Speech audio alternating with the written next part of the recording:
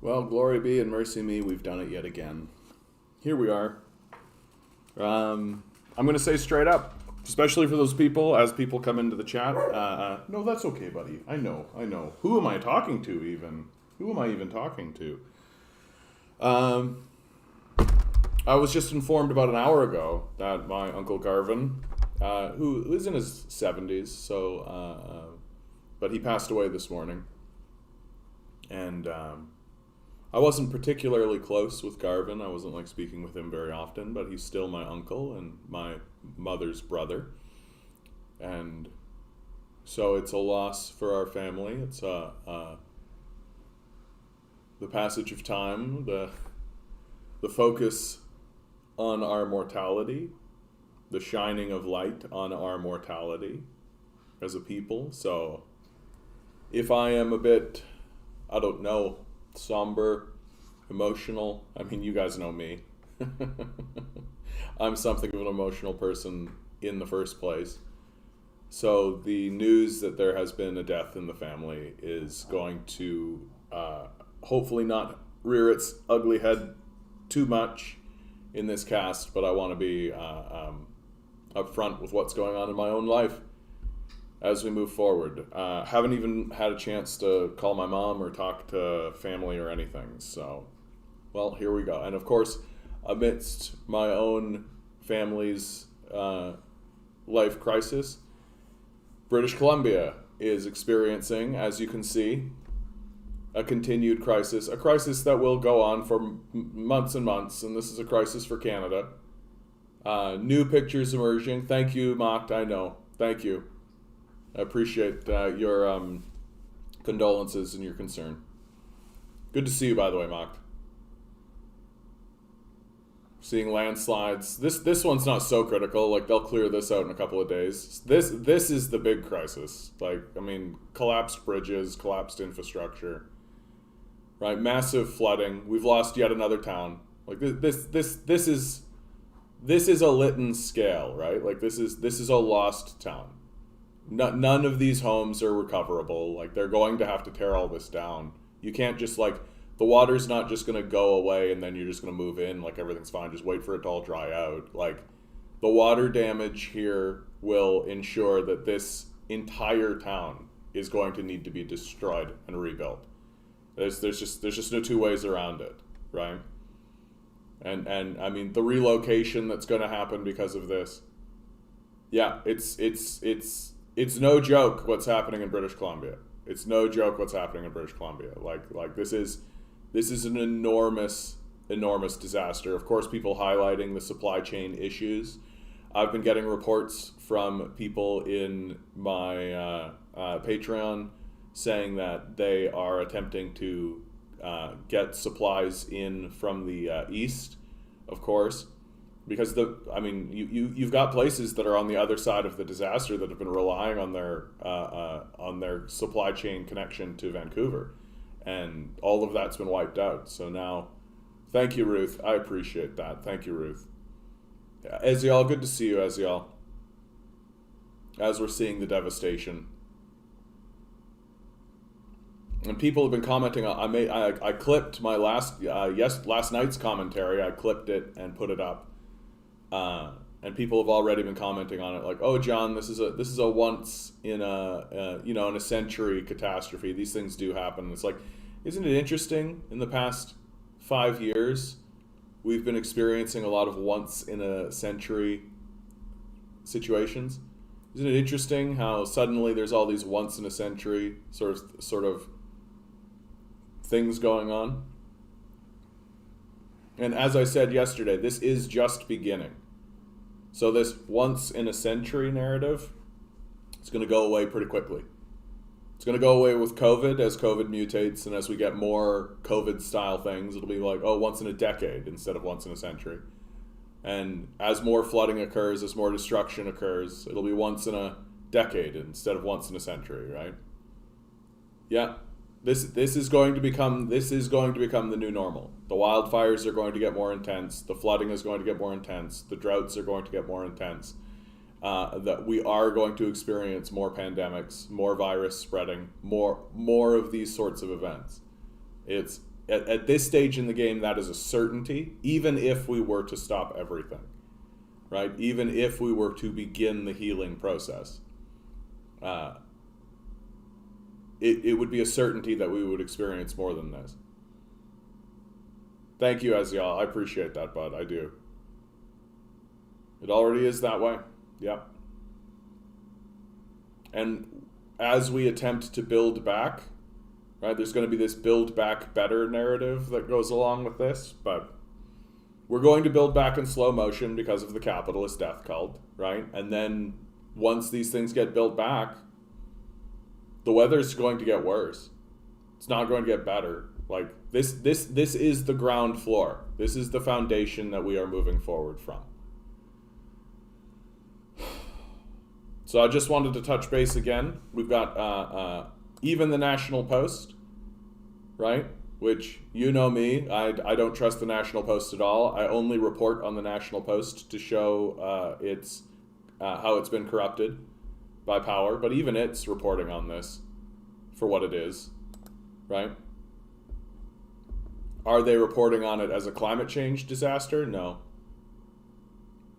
Oh, here we go. And yes, the just concluded COP26 extravaganza in Glasgow was seized of all of this. Despite the chasm that persists between the world's presidents, prime ministers, strongmen, and supreme leaders say they're prepared to do, and what the loudest activist voice say we all need to do. But we could do with a lot less of the punditry making rounds to the effect that the crisis on Canada's west coast is a teachable moment, or some sort of consciousness-raising opportunity, to the effect that Canadians need to wake up about the reality of climate change. We're awake already. Only 1 in 10 Canadians subscribe to the notion that human activities have no meaningful impact on global climate. British Columbians, perhaps particularly, have been awake for years. So even the National Post is now taking this seriously. Thank you, Major. Thank you. I appreciate that, bud. I appreciate that. An Indian chief said that his tribe lived along the lake and hunted, fished to survive. Government filled it in to use as cities and highways. Of course they did. That's exactly how we roll. That's exactly how we roll. All right, let's pick the number, eh? Let's pick the number. Let's do it. Juan, how you doing, bud? The capitalist death cult knows an excuse to colonize on Mars once they made the Earth nearly uninhabitable. Yeah, right. That's such a joke, right? Like, we are going to terraform a planet with no atmosphere when we cannot successfully manage the terraforming of our own planet that already has an atmosphere. Like, the more you think about it, the stupider it sounds. All right, here we go. I'm going to go with just like a 1. I'm feeling a 1. Here we go for today's number. Here we go. It's November 18, 2 7s, a 5, 2021. a 4. 1, you in 10 on this? balls. You just got to pick a number between 1 and 10. Each ball has a number. Numbers 1 through 10. Swirl the numbers. Swirl the numbers. Here we go. Get some of this lynching Pick energy. a number. I'm hoping it's a 7. Getting a 2-fer would be good. Today's number is 5 for Major. 5 for Major. Boo, boo, boo, boo, boo, boo, boo, boo, boo. There you go, Major. You're carrying with you the Lynchian energy. The energy from the beyond, right? The spiritual force, the spiritual power of David Lynch may be carried with you from now until eternity. So, you know what? I've got a whole bunch of things, but there's something I really wanted to talk about today, and I'm gonna... it's funny that I'm doing this as a way to distract myself, but I'm gonna do it. Jordan Peterson's heartfelt cry and warning to humanity. Okay. Was it 5 yesterday? I don't remember. Oh yeah, it was. 2 5s in a row. How about that? Jordan Peterson's heartfelt cry and warning to humanity. Now, the reason why I want to show this is because this is something that Peterson actually crafted. Okay? You can see it. It's one of these, like, I speak and then there's writing over it and drawings and things like this. And what I like about that in particular is so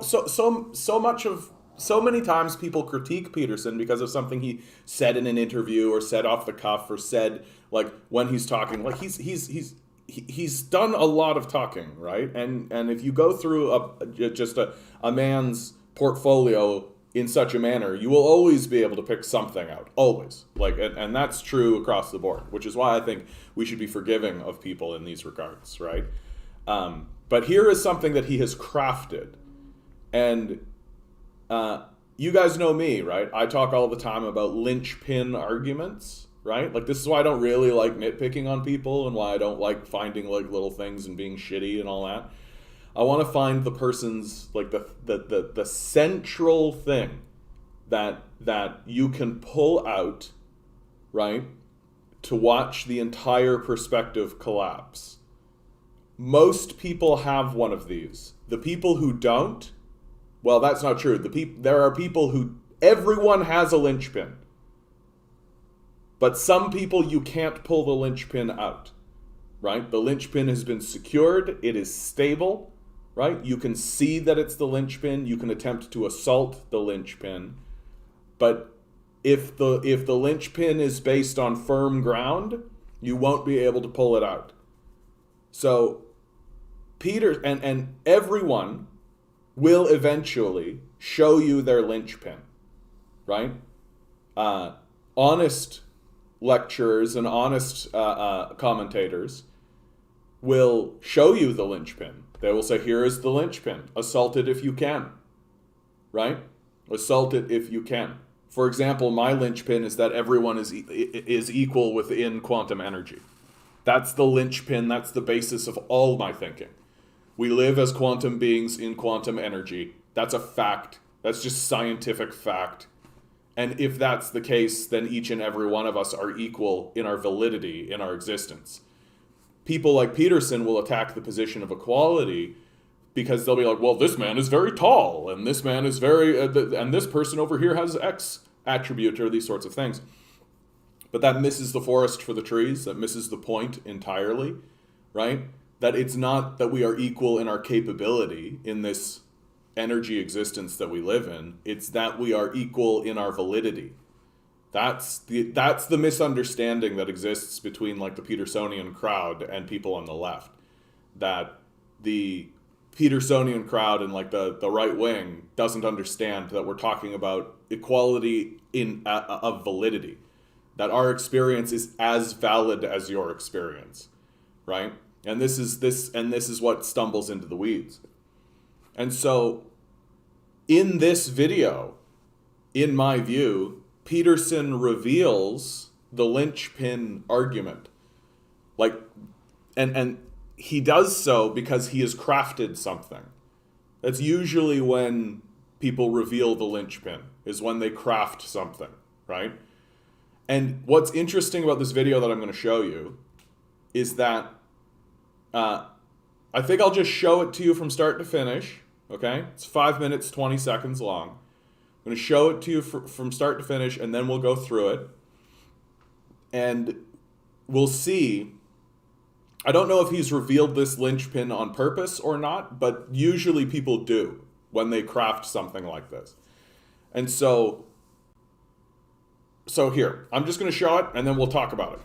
And again, I always need to affirm whenever I talk about Peterson, I actually do think that Jordan Peterson is like acting in good faith. I really do. Like, I really think that Peterson thinks that he is like on the side of righteousness, and he thinks he's trying to work for goodness.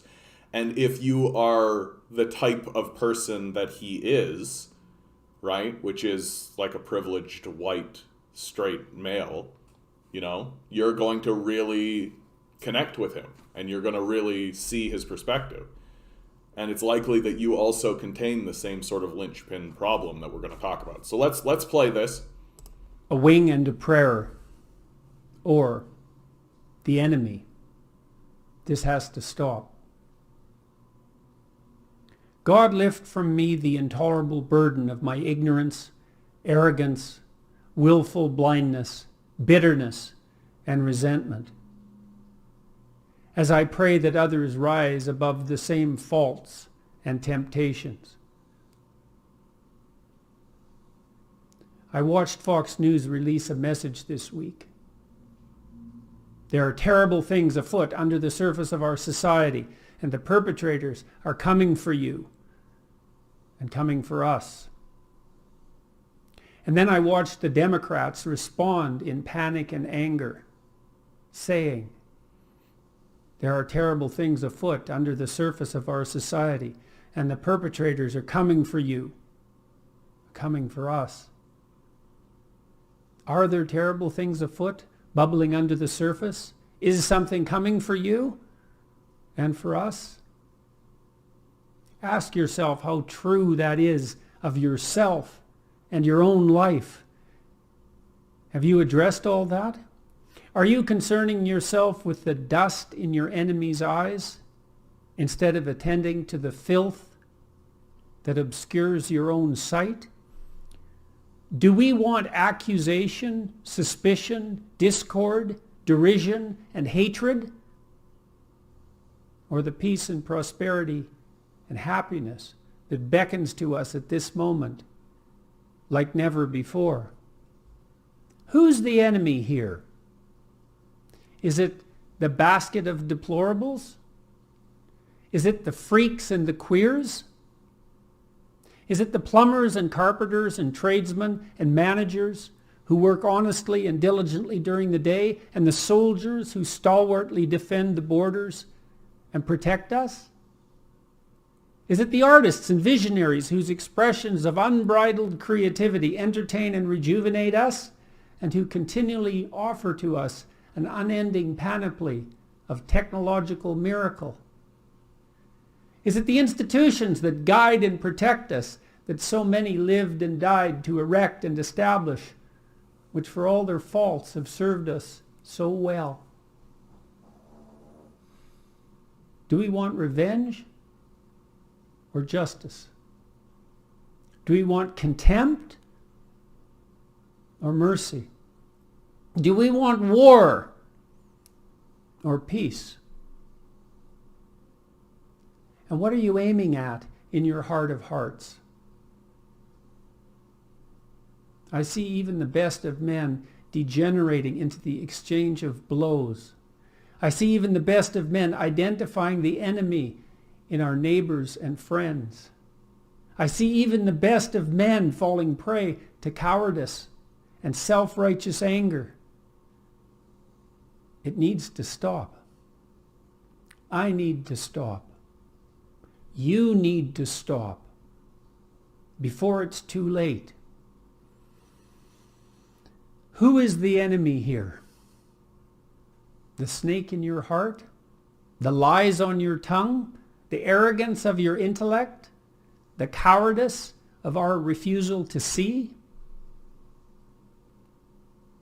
The enemy is that which divides to sow discord. The enemy is the pride and the fear that stops us from lending a hand across the divide. The enemy is the great and eternal adversary of mankind. And if we demonize our brothers, our comrades in arms, do we not precisely call that dread spirit forth? Have we not yet learned? Courage, trust, truth, love, even unto your enemy, which is yourself. God, forgive us our trespasses as we forgive those who trespass against us. May what is highest guide our vision. May what is highest open our ears. May what is highest guide our tongues. And may we pray, fearful of the hell we could so easily and carelessly create, deliver us from evil. Shine a light into the corners of our dark hearts. For thine is the kingdom, the power and the glory, forever and ever. Amen. But I think he's genuine about that. I'm not going to make fun of his Christianity. I'm not going to make fun of his Judeo-Christian background, nor am I going to make fun of, as like the Chapo Trap House boys do, of his emotionality or his commitment to any of that. But within this video, he reveals the linchpin, right? The framing of a both sides issue. And you notice how he presents all kinds of different types of people. Who's missing from his analysis? Because this is the linchpin for Jordan Peterson. He does not have an accurate materialist critique of his society. That he's not even attempting to make a materialist critique of his society, right? And if you don't have a materialist critique of your society, and certainly if that materialist critique is completely inaccurate, then you can pretend as though this is just like a reaching across the aisle, all of this sort of thing. Who's missing from this, right? There are literally Nazis in the society. Nazism is beginning to take over, as I'm going to go into. And as later on today, I'm going to have Barry on, and he's going to discuss the rise of Nazism in democracies with me, and why we should be fearful such a thing is occurring now. And if you just frame this as a both sides issue, right, that, oh, it's everybody needs to come together, well, why aren't you talking about the Nazis in your society? So let's really go through this, right? And I'm doing this for my own benefit because I want to today. Wing and a prayer, or the enemy. This has to stop. God, lift from me the intolerable burden of my ignorance, arrogance, willful blindness, bitterness, and resentment. This is how Peterson maintains his credibility, by the way, is that he doesn't exclude himself from a lot of this, right? Like, he's... And this is the thing I've always respected about Peterson, is that it's like you're watching a man struggle, right? You're watching a man struggle with these issues. And I admire the struggle. I've always said this of Peterson. I admire the struggle. That I admire that he is obviously a man that is struggling with the realities of the society. But I wish that he would just accept that he has been the victim of propagandization, right? That he's been propagandized just like the rest of us. The resistance from especially the right to accept that they too are victims, right? The victim narrative, as they'll call it, is where a lot of their pitfalls come from. Because if you don't believe you've been victimized, then you maintain the outcomes of victimization, right? The trauma experienced by men like Peterson in the propaganda that they experienced, especially during the McCarthy period, and afterwards through television media, has been very profound. And if you refuse to accept that that's trauma, then the negative consequences of that trauma are going to persist, right? As it has persisted for Peterson. Which is why he still maintains that, like, Marxists are evil and all this kind of stuff, which is why he doesn't really know anything about communism or Marxism, right? Because if you refuse to acknowledge you've been traumatized by, like, CIA-level propaganda through news media, then you'll refuse to throw it off and try to find a counter-narrative. As I pray that others rise above the same faults and temptations. I watched Fox News release a message this week. There are terrible things afoot under the surface of our society, and the perpetrators are coming for you and coming for us. Right, there's no real understanding. And then I watched the Democrats respond in panic and anger, saying, there are terrible things afoot under the surface of our society, and the perpetrators are coming for you. So he doesn't have an analysis, like he acknowledges that there's a conflict here, right? Fox News versus the Democrats, an interesting framing, but it's it's interesting to me, like, as you watch this, really think, like, why are you not talking about Nazis? Like, why are you not talking about literal fascist groups? Like, literal fascist groups. Like, I've got a thing right here. Tucker Carlson, for God's sakes.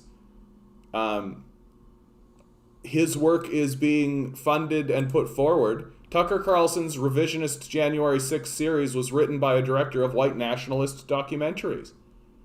Like, this is being excluded from Peterson's analysis. Why is Peterson not talking about literal Nazi groups that, like, literally exist? Well, because that would give credence, wouldn't it? And credibility to the argument coming from the left, which is that, hey, there's Nazis. And he'll even show you, like, look how he's even framed this. It's very interesting to me that, like, Fox News is saying, oh, there's burglars and kidnappers and people coming to steal your stuff, right? And then he frames the people on the left as, like, a mass of people who are clearly impoverished, right? Like, it just seems to me like he somewhat understands the type of people who these groups are talking to, but he's removed from the analysis the realities of the material conditions of what's going on the ground. Like, there's fucking Nazis, right? Like, literally Nazis. And because he doesn't have a materialist analysis or even a historical analysis of history, he's clearly framed in his mind that Nazis and communists are just as bad as each other. So I can just talk about it in this way, that we just need to look into our hearts, take individual responsibility, and move forward from there. Instead of being like, no, Nazis are a fucking problem, dude. Like, there are terrible things afoot under the surface of our society. But it's this framing of, like, a both sides issue, right? Coming for us. Are there terrible things afoot, bubbling under the surface? I would say that is Nazis something are coming a bad for thing, you yes. and for us? Ask yourself how true that is of yourself and your own life. All right, and this gets into Peterson's, like, constant talking point, right? Look at yourself, look at your own life, look at what you can do. There's nothing inherently wrong with that, but that only goes so far, right? And if you actually were to look inside yourself and your own life and then look at the world with a materialist analysis, the only conclusion that you can have if you want to be a true and just and righteous person is that, oh, Nazism is bad, and instead of shrinking down in cowardliness and simply not commenting on them, right, fight back. Like, you fight Nazis. You have to, right? And so Peterson's confusion about where this fight is coming from seems a bit interesting. It's interesting. Have you addressed the all best that? part. Are you concerning yourself with the dust in your enemy's eyes instead of attending to the filth that obscures your own sight? It's a fair question to ask, but I mean, if you're looking at a Nazi, then I don't care how much dust you have in your eyes. Do we want accusation, suspicion, discord, derision, and hatred? No. Or the peace and prosperity and happiness that beckons to us at this moment like never before? I am going to poke at this. I don't think that this is a genuine critique, what I'm about to say here, but interesting that when he's saying discord and oh, everything's terrible, right? So woman, sort of nondescript, people of color fighting, right? Like all this kind of stuff. Peace and prosperity, exclusively white men. Just pointing that out. Just putting that out there. Like never before. Who's the enemy here? Nazis. Is it the basket of deplorables? Like, and the basket of deplorables is like this figure, and like, where's the MAGA hats? Right? Like, where's, like this is what I'm talking about with Peterson's inability to actually critique accurately or have a material critique of the society in a way that is meaningful. Like, there's no sense of like what's going on in the society. Yeah, I want peace, I just can't choose peace. Exactly. right? Like, and this kind of both sides, all people are equally culpable, right? That we all just need to come to peace with one another. Well, there's one group that's not interested in peace, right? Like that's the linchpin flaw of his reasoning, is that there's a group in the society that is not actually interested in peace. That they are only interested in peace through domination and subservience. That their complaint is, well, why don't you just let us massacre groups of people? Don't you want peace? Is it the freaks and the queers? I'm going to sidestep freaks and the queers. Like I think there are groups that are definitely going to go after Peterson on this line, but I don't know. I think I don't think it's as big a deal as people are going to make it out to be. Is it the plumbers and carpenters and tradesmen and managers who work honestly and diligently during the day, and the soldiers Exclusively white men. who stalwartly defend the borders? Pro-imperialism, right? Like pro-imperialism. The soldiers who stalwartly defend the borders. Like, what an interesting framing of that, right? The soldiers who stalwartly defend the borders by invading other nations, right? The soldiers who stalwartly defend the borders by going over to other countries across an ocean and blowing them up, right? Like this like washing of the hands of the fact that there is like an imperialist project that is unfolding. Just complete disinterest.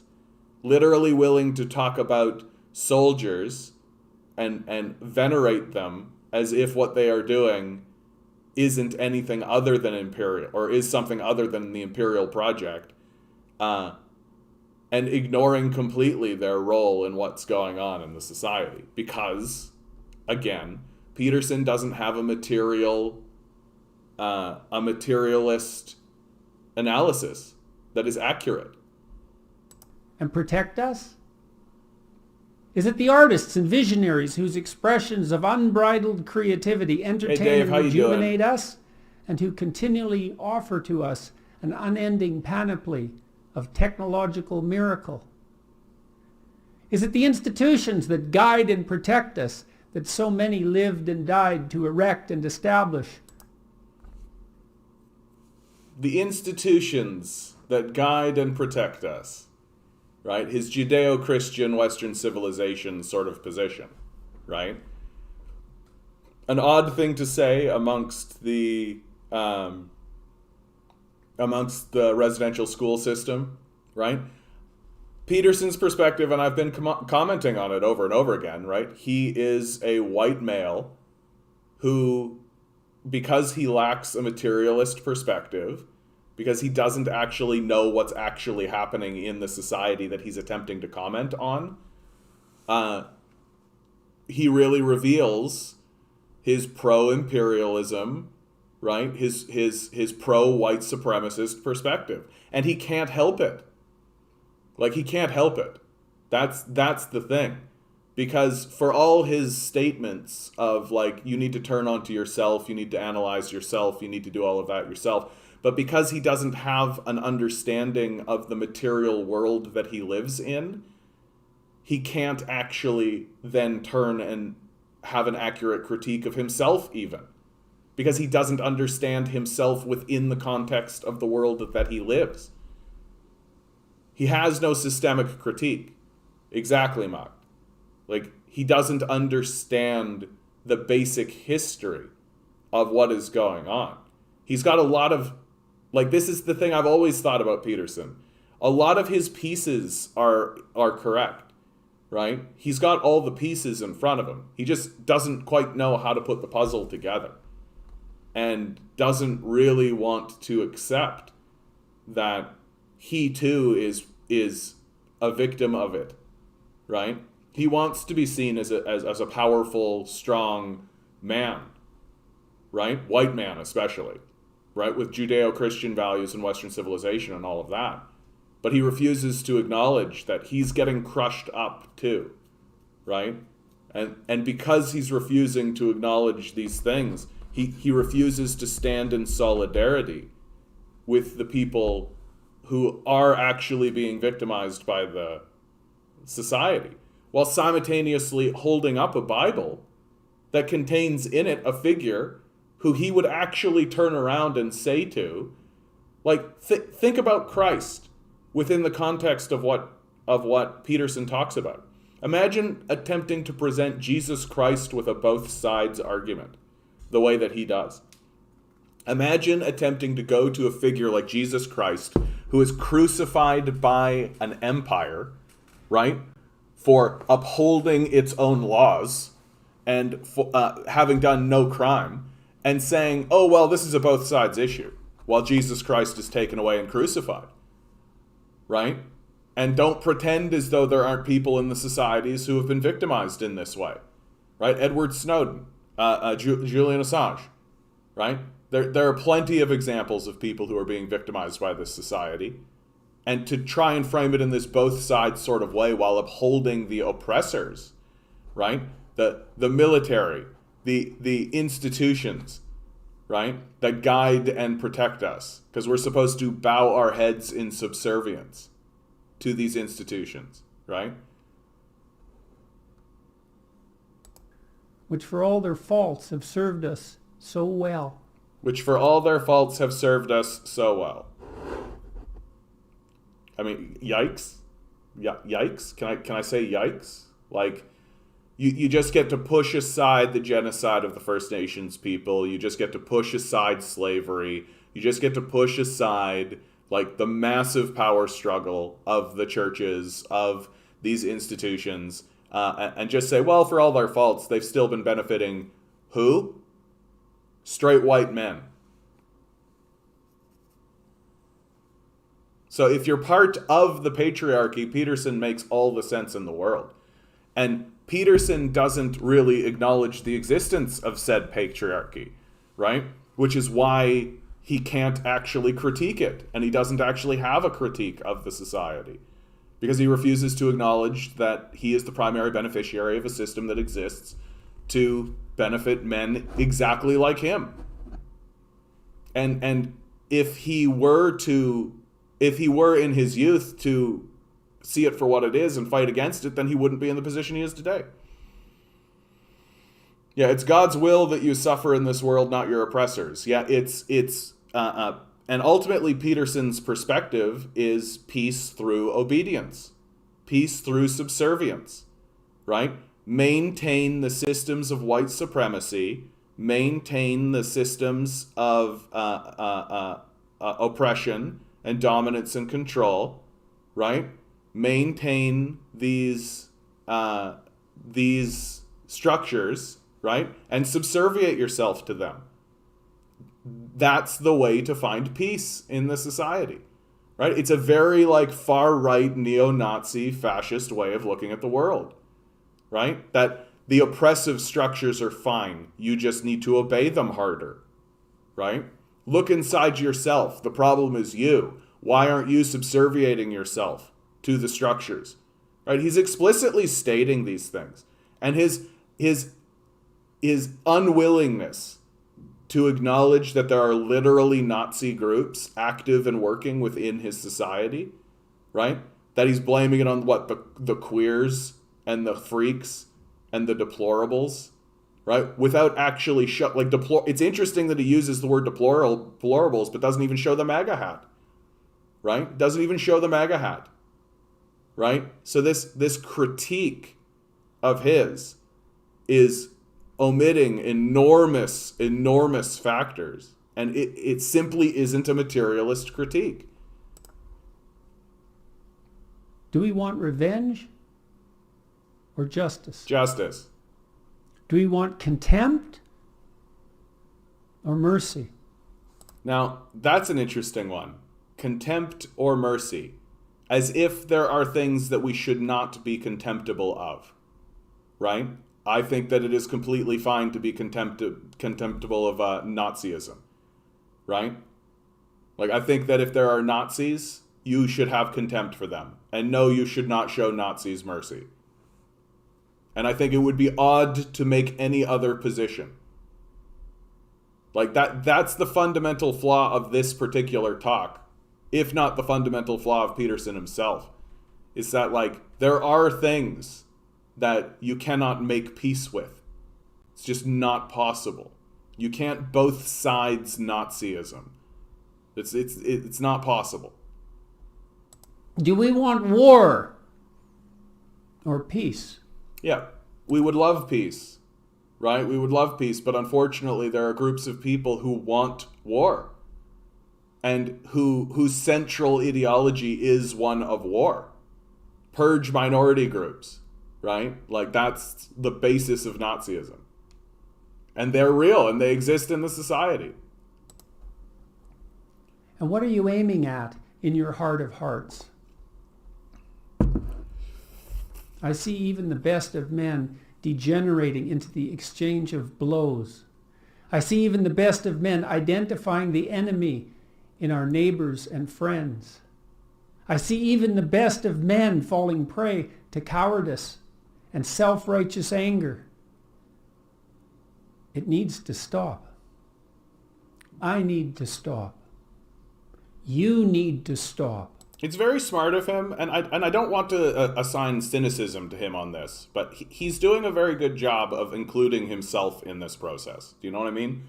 That I think one of the big critiques that people lay at Peterson is that he's kind of a preacher type, and he's like you, and he doesn't really analyze himself within this. And so I think he's taken that on board, right? I actually do believe that Jordan Peterson could have a real like Saul to Paul moment, right? A walk on the road to Damascus. For those who aren't that familiar with Christian ideology, Saul was a man who worked with the Romans. He was a Roman citizen who executed Christians.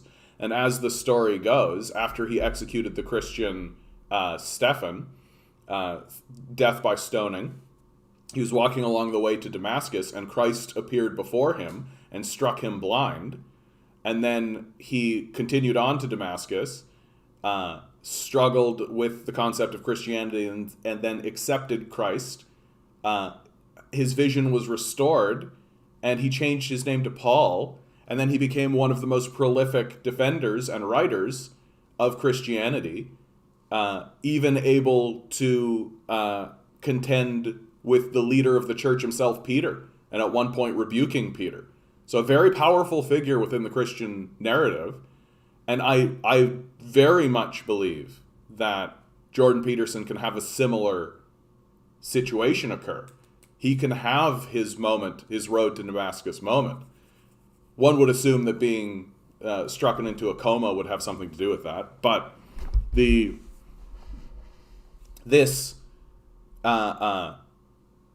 and what he needs to do in order to have it is have an accurate materialist critique of his society and accept that everyone in the society, including black people, brown people, and communists, right, are equal in their validity. That it's a bit strange to me that he's not speaking about Nazism, that he's not even showing MAGA people, that he's not showing any of this. It's a bit odd to me, frankly.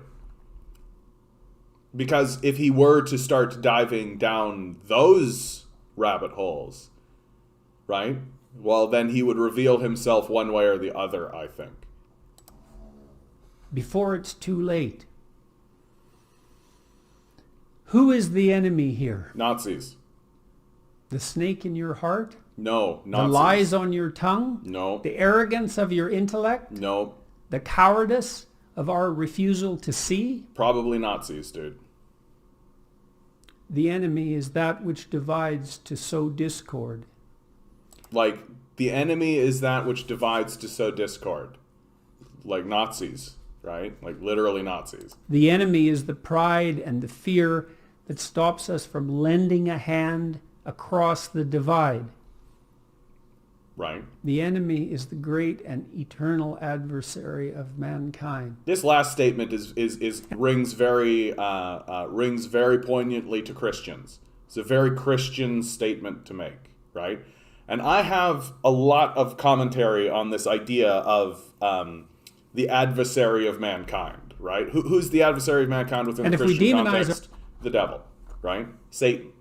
And I have a big problem with this idea in the Christian ideology, that there is an external evil that inflicts itself upon mankind, right? That sows discord and sows discontent. And this idea of there being an external evil that inflicts itself on you is incoherent. It doesn't make sense at all through simple analysis.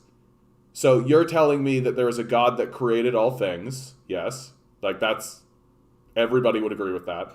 And then this God created the devil, this external evil that inflicts itself upon you, right? So either God is just an asshole, which I mean, probably true. No, I apologize. Please do not strike me down. But, or the devil was created to be, to help with us, right? And once you kind of see it from that perspective, like, I mean, like what would be the difference of God and the devil? And I'm not going to bother getting into the validity of this, right? Like, I have my own perspectives on the Christian narrative and all of that. But this idea that there's an external adversary that is afflicting itself upon you, right? It seems to run counter to Peterson's major demand, which is that look inside yourself. Well, if all of your evil is external and coming at you externally, then then how can you even have like an accurate critique of your inner self and your inner workings, right? If you believe something as outrageous as evil comes from without. Our brothers, our comrades in arms, do we not precisely call that dread spirit forth? Have we not yet learned? Courage, trust, truth, love, even unto your enemy, which is yourself. So this is hitting on something that I say all the time, right? Like, the hardest thing a person has to deal with is yourself. The most difficult thing a person does is to deal with themselves, right? Which again is why I don't put myself into a position of condemnation of Peterson, because I see a man that is in perpetual struggle with himself, which is the most difficult thing for a person to do, right? It's just that instead of doing it like in the quiet corners of his own place within his own community, he's doing it on the world stage in front of everybody, right? That he was propelled in front of us by the corporate power structure because of his individualistic, pro-capitalist, pro-imperialist views, which are explicitly stated within the confines of this video. And eventually he did something that stuck, which was probably the Kathy Newman interview, right? Like, but he wouldn't have gotten to where he was if he wasn't allied with the corporate states and the oligarch class's interests. Like, if he was a dude walking around being, love each other, care for one another, reach out to one another, we need to fight imperialism, all of this, they wouldn't have put him on Fox. They wouldn't have put him on CNBC. They wouldn't have had him on the BBC, right? They spread him around because of his pro-imperialist, pro-corporate, pro-capitalist views, right? And if he didn't hold those views, they wouldn't have spread him around. Right? Peterson is the evidentiary truth that if you want to make someone, if the corporate power structure wants someone to be famous and well known, they will be. They simply will be. That it's not about having someone who even has a prominent or powerful position. It's just about proliferation, which again falls back on one of my central arguments about our society, which is that billionaires are dangerous. Because a billionaire can take a man like Jordan Peterson and just thrust them in front of our face so often, right, that they become part of the cultural fabric, right? that they just become like everybody is like, oh, it's that guy that I keep seeing over and over and over again. And it's only a matter of time until people start listening to him. It's only a matter of time because they see him so often, right? And that's exactly Jordan Peterson's journey. But he wasn't prepared for it, right? Like he and the corporate power structure doesn't think that Peterson is in the end a net negative for them, right?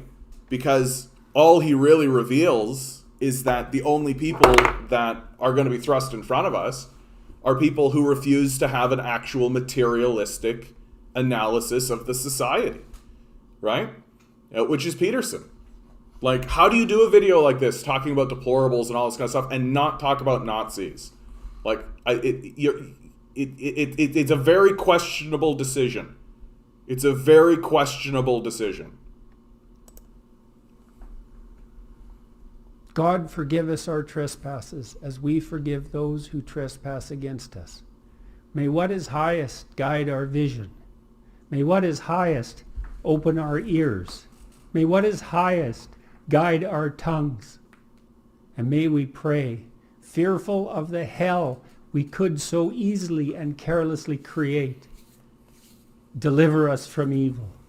Shine a light into the corners of our dark hearts. For thine is the kingdom, the power and the glory, forever and ever. Amen. And he ends the piece with a commitment to his Christian upbringing and to the figure of Christ, right? But without really understanding that, like, he doesn't understand even the story of Christ, right? And the meaning of the story of Christ, that Christ was a victim of an empire, right? That Christ is a victim of an empire that executed him for speaking out against it, right? Like that's the Christ narrative, right? And Peterson seems somewhat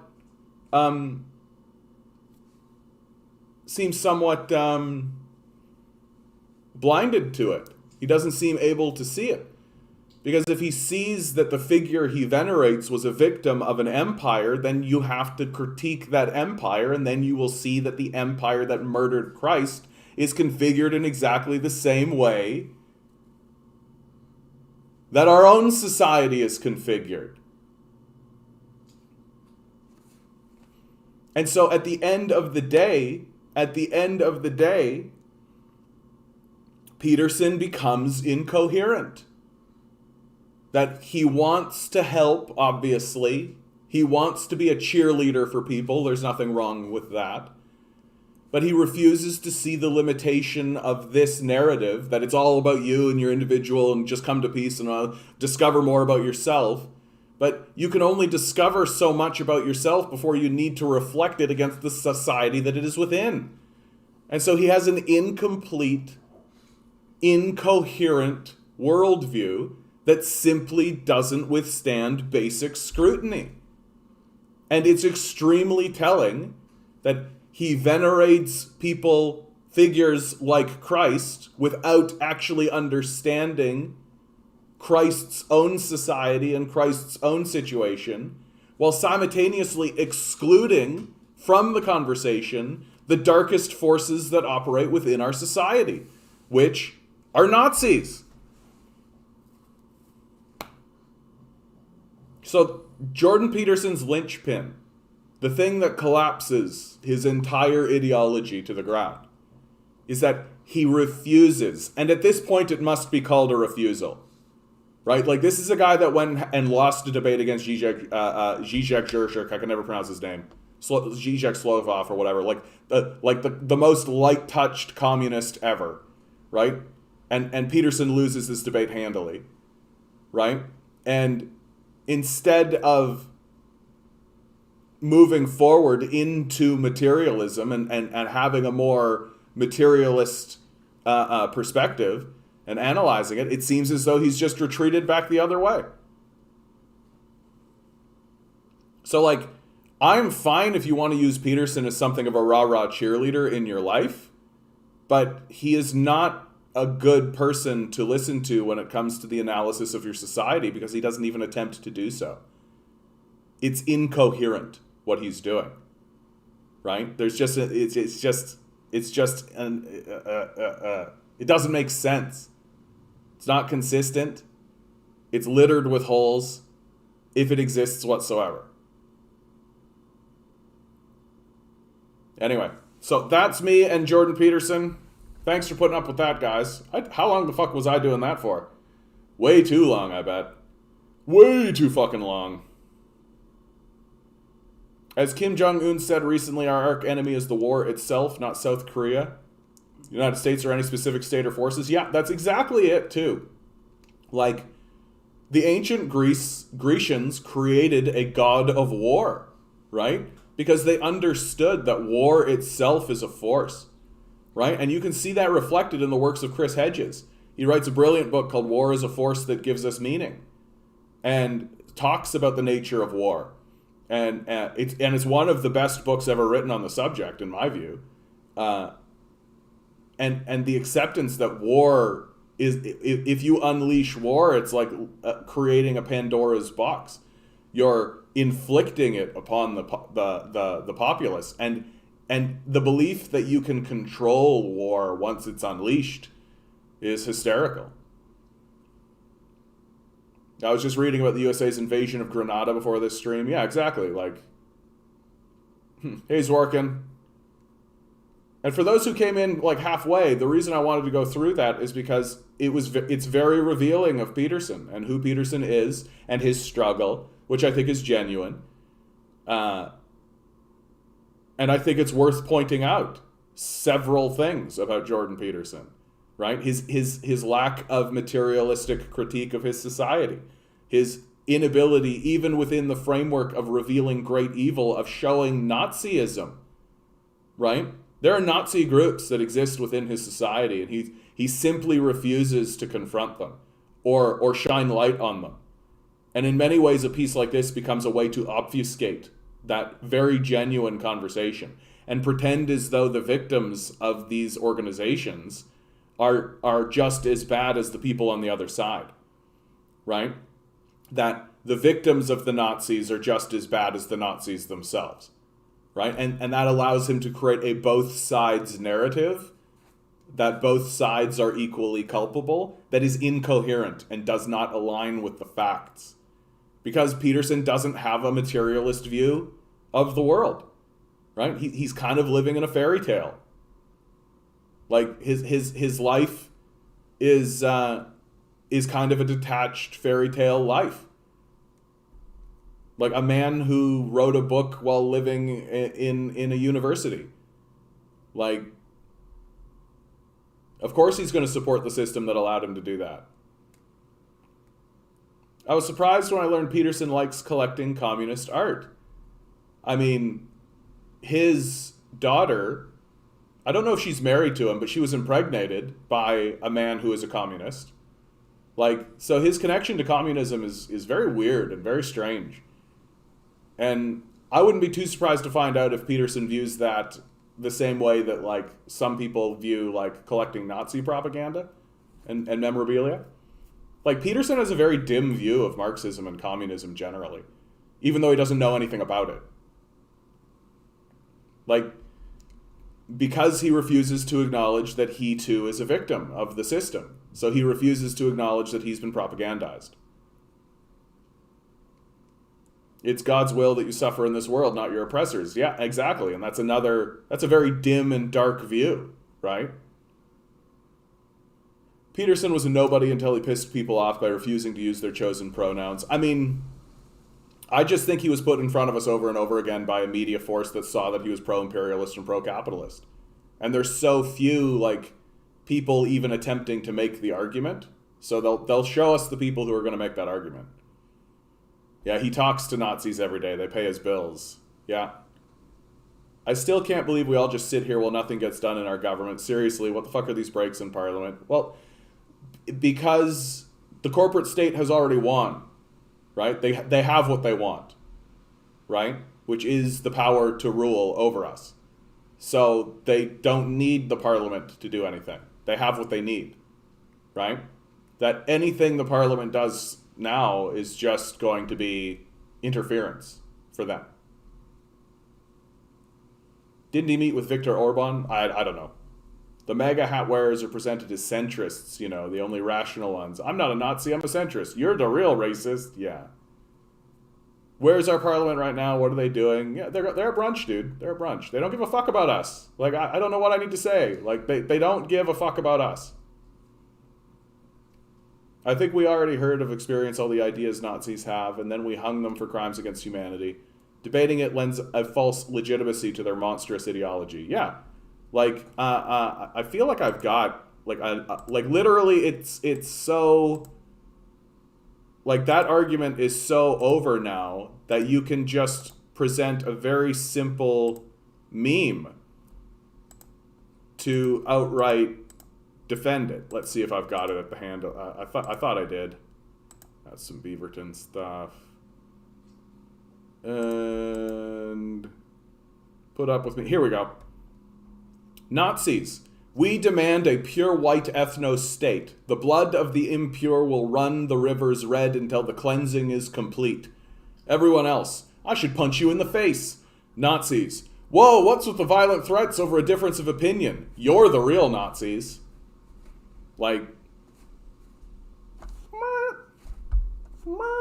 it's right there. Like, you can literally summarize it in 2 sentences.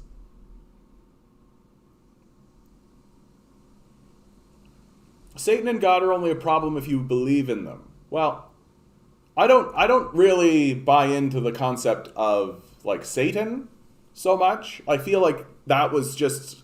But the concept of God is something that I still look around and see myself within. But I have a different perspective. Like, I don't see God as, like, this domineering figure, right? Like, one of the things that I think the theologians got wrong about God is that that God was all-knowing. Right? I think God knows as much as we do about what's going on. Anyway, I can go deeper into that if you'd like, Matthias. Believe me. Woohooligan Comedy. Hey, John, I just pledged your Patreon a couple days ago. Thank you, Woohooligan Comedy. Boy, do I ever appreciate that. Keep up the good work. Let me know if I can help. You know how you can help Woohooligan Comedy, as well as anybody out there who's donating at $1 level? If you're donating at $1 level, maybe think about making it $2. Maybe think about 3, 4, 5, right? If you're donating at $1 level right now, maybe think about pumping it up just a little bit.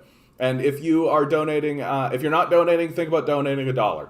Even $1 helps me, okay, guys? So please, please do consider getting in there and helping me pay my bills. Satan is like flying reindeer, entirely fictional. Yeah, and I mean, Satan was an interesting figure to, I think, help people the same way that, like, the ancient gods existed, right? Like, we have to help people deal with their internal turmoil, so here's a way to talk about it. Like, we are talking about figures that existed in, like, a pre-psychological world. Right? Like, psychological analysis didn't exist. So how do you talk about these issues? Well, here's a way to do it. And it's just sort of persisted. And as time moves forward, of course, you find, like, the flaw of the Satan narrative is, like, so God creates Satan to inflict evil upon us? It doesn't make sense. Like, it doesn't make sense. It's incoherent. Aren't we already in a hell of sorts? I mean, we can get there. I don't join in on live streams very often. Always glad to have you, though, dude. Always glad you're here. You're coming in on a weird one today, dude. Today's a weird one. My Uncle Garven passed away just this morning. And I wanted to do the Peterson deep dive, so it's an odd one today. Honestly, I wanted to do the Peterson deep dive more as a break than anything, right? Like, I don't think Peterson is harmless, but I think that he's a bit overblown, right? Like, he's not as influential as we think he is. Sorry, I shouldn't preach my anti-belief on people. Kind of goes against my own point. That's funny, Matthias. I know, it's tough, eh? It's tough. As an anti-communist, Peterson is blinded that his God is a commie. Cold War propaganda sure worked on him. Well, and again, it hits on this thing, Harry, where it's like, if you refuse to see that you have been victimized, right? That like everybody carries with them some trauma in the society, but if you refuse to acknowledge that you've been traumatized, then you can just continue buying in to the very thing that traumatized you. Like in Peterson's case, it's extremely odd, right? Because the Cold War propaganda, the communist propaganda, right? He holds on to it, but like none of it is true. Like none of it is true. And the deeper you go, the more fraudulent you see that it is. With literally like a lot of the information that we are getting in the West literally comes from Nazis, right? And so like why are you continuing to trust it? Right? Like, and Peterson himself will be like, oh, our media is corrupted and all this kind of stuff. It's like, okay, but why are you trusting him on this then? It's that classic thing that I've been saying all along. Like, so you don't trust your media unless it comes to communism. Then it's 100% trust all the way. They're completely not lying to you about this, but they are lying about everything else. It's a very strange and odd position to take. Satan is the essence of evil. He may not be a specific person, creature, or entity. Yeah, I mean, it's just a way that people kind of created in order to talk about it. And a lot of it goes back to John Milton, right? That like the story of the fall of the devil isn't actually in the Bible. It's a John Milton story, right? And it was so powerful and so well written that Christianity just adopted it. And that's the reason why this culture right now is so obsessed with the figure of Satan. Because he's actually a fairly new phenomenon. Like, he always sort of existed in the ethos. And, like, he existed, for example, in the Christ narrative. Like, Christ goes on a fast and the devil tempts him, right? That Satan shows up as a figure in that story. But, like, Satan as a figure in Christianity really, really ramps up because of works like Dante's Inferno, right? So like stuff that you might consider non-canon, but has become ubiquitous in any case. I don't know. I've never considered JP a person of any significance. Unfortunately, he has his little following. Well, and you've got to talk back to it. Like you do. You got to talk back to it. It's not good to be isolated. It's not good to allow a little cult to form, right? And the JP fans are a bit cultish. Like, they are a bit cultish. So, hey, Christopher, how you doing, bud? Peterson's rhetoric is inconsistent, incoherent, but it's also largely stock fascist rhetoric. You know, that's why it makes no sense. Because fascists make no sense. Yeah, there's a bit of that. Well, and sometimes it's pretty close to the mark. Like, for a little while, Peterson was walking around saying cultural Marxism, right? Literally Nazi propaganda. Like, there's no such thing as cultural Marxism. Like, that's not, it's just, like, what are you talking about? Cultural Marxism. It was what the Nazis would say instead of Jews. Like, that's what they meant. They would be like, we gotta watch out for the cultural Marxists. It's like the Jews. That's what you're talking about. And people pointed that out pretty quickly. That like, hey, cultural Marxism was used by the Nazis as like anti-communist propaganda. And so he dropped it. But it's like interesting that he picked that up. Like, what the fuck is Peterson reading, eh? Like, what the fuck is Peterson reading? Like, it just seems, he seems like, I only throw shade in this direction, but it really does seem like for a guy who's interested in good and evil in the society and like looking at the self and all this kind of stuff, he does seem completely unwilling to talk about Nazis. Like, the Proud Boys exist, right? The Boogaloo Boys exist. Like, these groups exist. What's the book about war? Are you talking about the Chris Hedges book? It's War is a Force That Gives Us Meaning by Chris Hedges.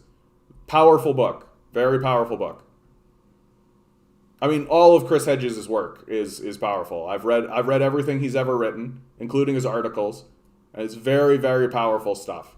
Always worth finding Chris Hedges. He's prophetic and very intelligent, which is why he doesn't get spread around, right? Like a guy like Hedges, like if I would love to see Chris Hedges and Jordan Peterson in conversation with one another, because because Hedges has such a powerful religious background. He has a PhD from Harvard Divinity, right? He graduated it from a seminary school. Like, I mean, the guy has a religious background. And so someone like him speaking to Jordan Peterson, I think, would be a very powerful conversation, which is why it is never going to happen. By the way, I was dropping a lot of F-bombs earlier. Looks like they never came to fruition, but it's much angry at our government for not doing anything for a month after canceling CRB. Yeah. Oh, buddy, that is a sad life that you live, man. That is a sad life that you live. What a sad life. What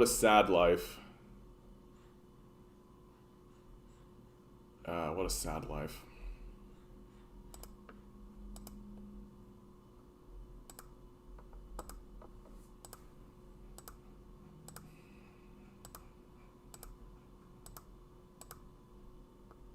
All right, we're just gonna.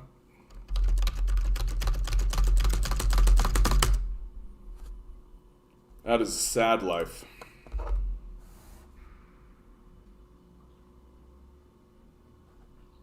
So, speaking of Nazism, here's an article from The Maple. Canada's wealthy elites long had a soft spot for fascism. The myth of a nation united against fascism and Nazism is shattered by the fact that members of Canada's ruling class applauded the regimes of Mussolini and Hitler.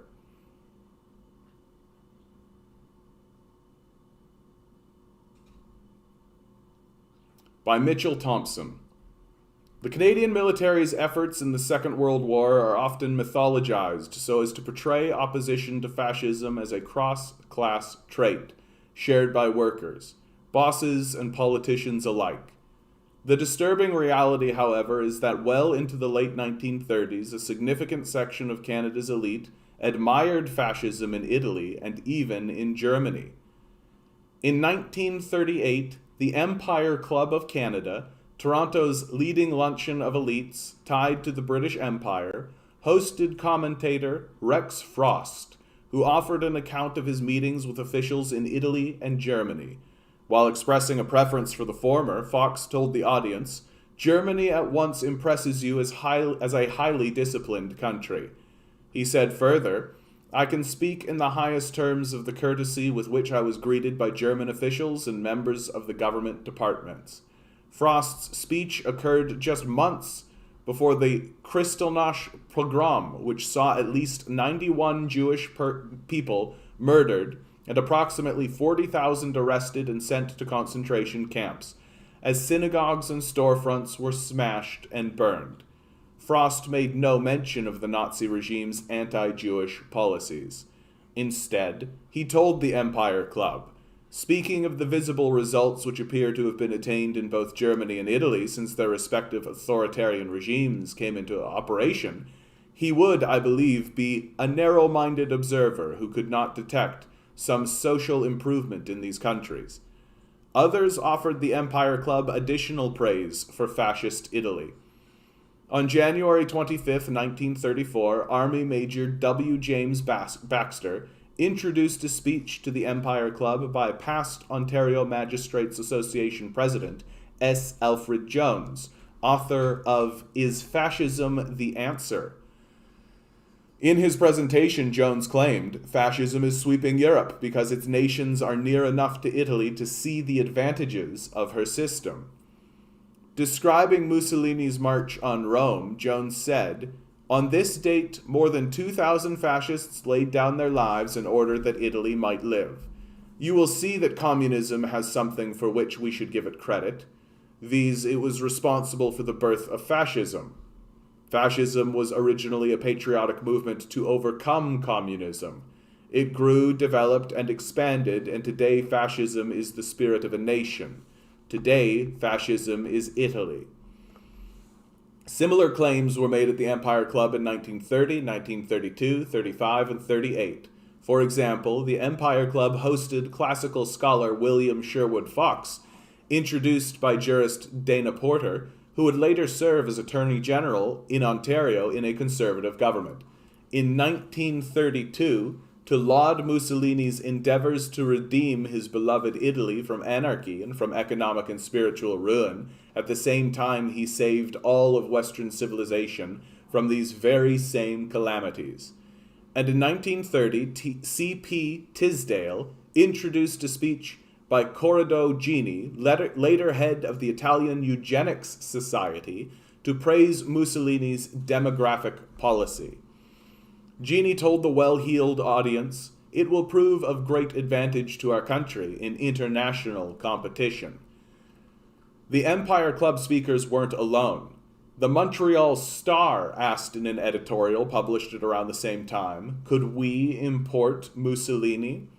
In Ontario, Progressive Conservative Party leader, subsequent Premier and future federal Conservative leader George Drew, wrote a series of articles for the Globe and Mail in August 1937 about the political situation in Europe under the byline, Colonel George Drew. The articles are notable for their tepid defense of Hitler and Mussolini. According to Drew, Mussolini and Hitler were obviously inspired by a passionate love of their own country. Drew further wrote that outside of what he called the cruel despotism of Russia, the vast majority of people in all the dictatorships are sincerely behind their governments in the violent hatred of communism. Drew's articles further stressed that a number of Hitler's advisors exhibited strong pro-British tendencies. In an August 14, 1937 article titled "Deux secure but foes beset Adolf Hitler," Drew disputed that Hitler's hatred of Jewish people was the result of any racial feeling. Instead, he attributed the Nazi leader's genocidal program to what he claimed was the unfortunate fact that most of the communist leaders in Germany immediately after the war were Jewish. Elsewhere, the Globe praised Nazi politician Hermann Göring's sense of humor and published articles about Italy with headlines like "Italy prospers under black shirts." Worse, on May 4th, 1934, the Globe insisted that there was no satisfactory evidence that the Nazi government itself persecuted Jews. I mean, Mein Kampf, for God's sakes. The feeling against the Jew is embedded deeply in the hearts of the German people themselves, Erland Eschlin claimed in his Globe article. He continued, "One of the things Hitler advised me to do was to study the feelings of the masses of people. I believe Hitler's real strength lies in the fact that he understands the difference between power and force. His strength comes from the masses, and I believe he will never betray the masses." Adolf Hitler only ever had about 30% support from the people. Supporters of fascism were hardly unknown among the mainstream Canadian right. Dr. Muir Johnstone, a contributor to the fascist newspaper The Thunderbolt, and a supporter of Oswald Mosley's British Union of Fascists, made overtures to Alberta's social credit movement. More importantly, the Federal Conservative Party, under the leadership of R.B. Bennett, provided Canada's most famous Hitler enthusiasts, Adrian Arcand and Joseph Maynard, campaign funds of up to $27,000. The party's election victory in 1930 led several MPs to express favorable opinions of the fascist propagandists. Arcand is and was known by his nickname, the Canadian Führer, and by his efforts to help organize the National Social Christian Party. He personally corresponded with Mosley as well and was visited by Kurt Ludig on behalf of the Nazi Party in Montreal in the fall of 1932. Montreal Conservative MP John A. Sullivan wrote at the time, "Mr. Arcand is without exception the best French-Canadian writer, and his paper is making a great headway. It would be a pity to see it fall." Saint Anton Conservative MP Leslie Bell subsequently wrote to Bennett to set up an interview between him and Arcand. According to the archival material, Bell wrote, "The Gallu, a weekly newspaper printed in Quebec, as you are aware, rendered us efficient and valuable service during the last federal election campaign. I'm also quite thoroughly convinced that the proprietors of the Goglu are the conservative in their politics and are prepared to back the federal interests with all their strength. In 1933, Arkand helped launch a new paper, Les Patriotes, which continued to promote Bennett's Conservative Party alongside reprints from Der Stürmer, the infamous Nazi propaganda tabloid. Writing for the journal Anti-Semitism Studies, Hughes Theroux notes Bennett asked for one article which credited his government's currency trade policies with having dealt a blow to various Jewish international organizations, to be reprinted and distributed throughout Quebec to promote the Conservative Party. According to Theroux, Bennett wrote, "This article will achieve more than 25 speeches." In March 1934, Conservative Senator Pierre-Edouard Blondin wrote to Bennett, "Arkand is essentially and intensely conservative. There are no newspapers in Quebec to match the stature, power, and strength of character displayed by Arkand." Other cases of sympathy between Canadian elites and the far right are more well known. In his History of Anti-Semitism in Canada, None is Too Many, Irving Abella writes that Governor General Vincent Massey was known for his anti-Jewish sentiment and comfort with appeasement of the Nazis.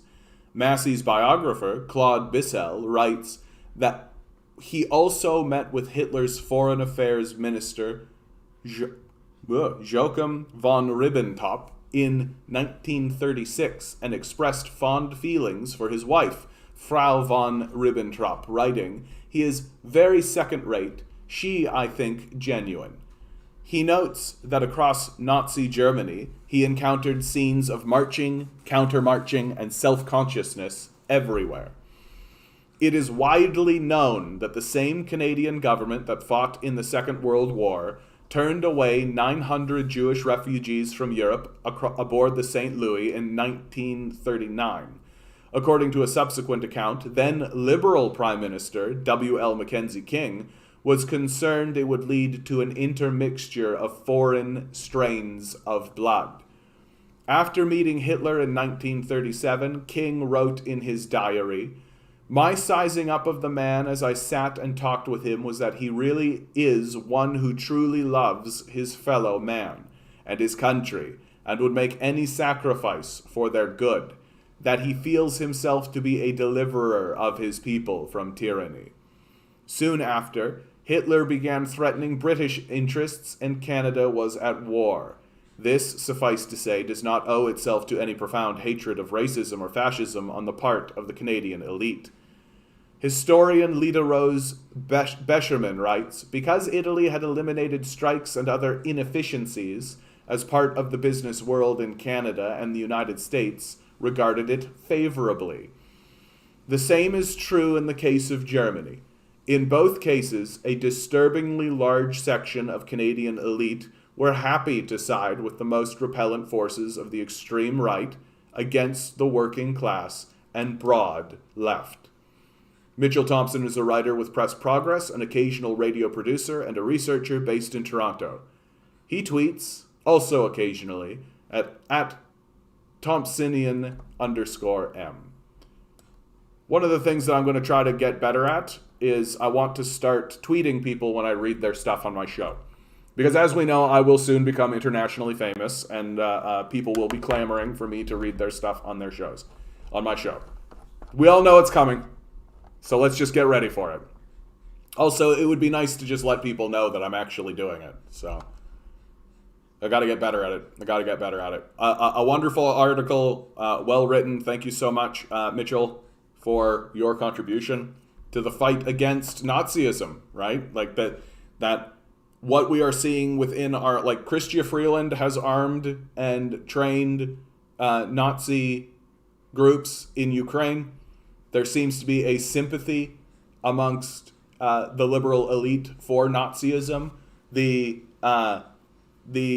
monument, to victims of communism, right? The monument to victims of communism is full of Nazis, right? That the Nazis were not removed, because if you removed the Nazis from the lists of the victims of communism, the list would be very small indeed.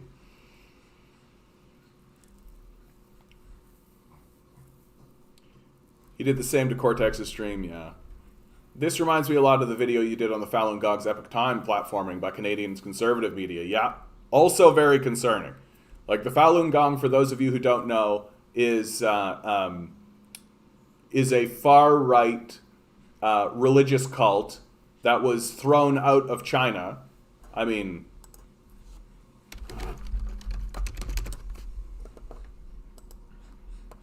for pretty obvious reasons. That's their symbol.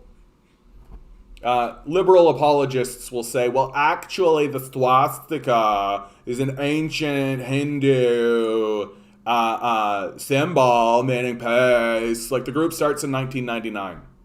Like, they know exactly what they're doing.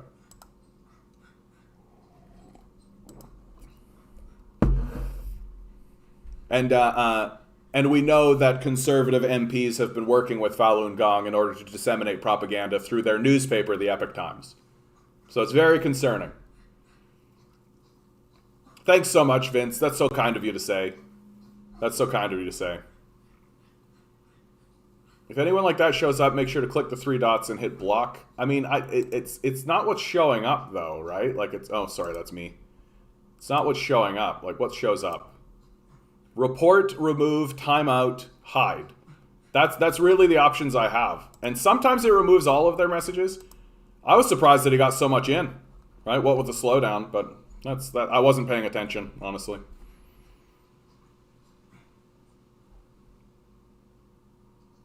But it's just sad. Like, that's all it is. It's just sad. Yeah, Hitler killed the masses, for sure. He had to ban all non-Nazi parties, engage in voter suppression in the next election, rig several referendums. Yeah, sounds like popular support from the masses to me. Yeah. Something similar we shall see today. Did you see the Twitter video of Trudeau saying Canada is an oil company? Yeah.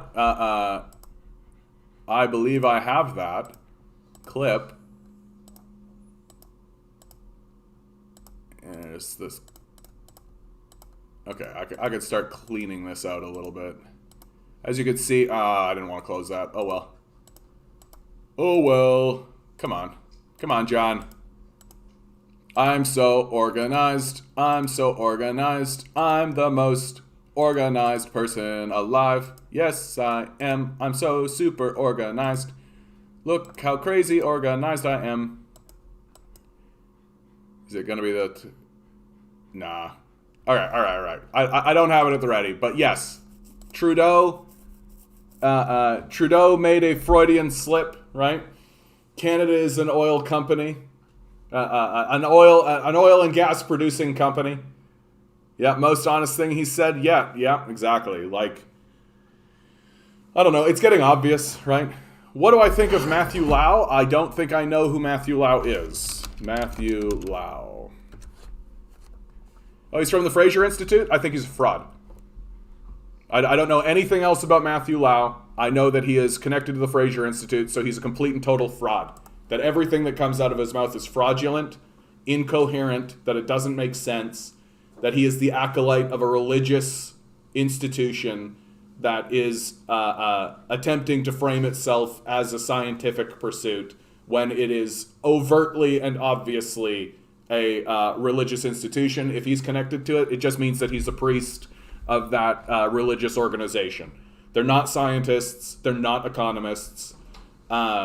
And what he says, all they're trying to do now is find a new way to pitch their incoherent religion as if it is a real true thing, right? That's all they're trying to do. They're not trying to actually recorrect their incorrect position and the incoherence of it, right? Which is obviously fraudulent. It's obviously wrong. It's obviously leading us into shitty places, obviously, right? And instead of seeking to correct that, they're doubling down and just finding new ways to reframe it, which is one of the major goals for me, is to find their semantic changes and shine light on it so no one will fall for this goddamn grift anymore. Because it's a complete grift. And if Matthew Lau is connected to it, he's a grifter. Do not trust him. He's a fraud. If he's connected to anything or writing any articles, he's just completely fraudulent. And that's without even reading anything from him. I don't know anything about him. But I do know he's a complete fraud.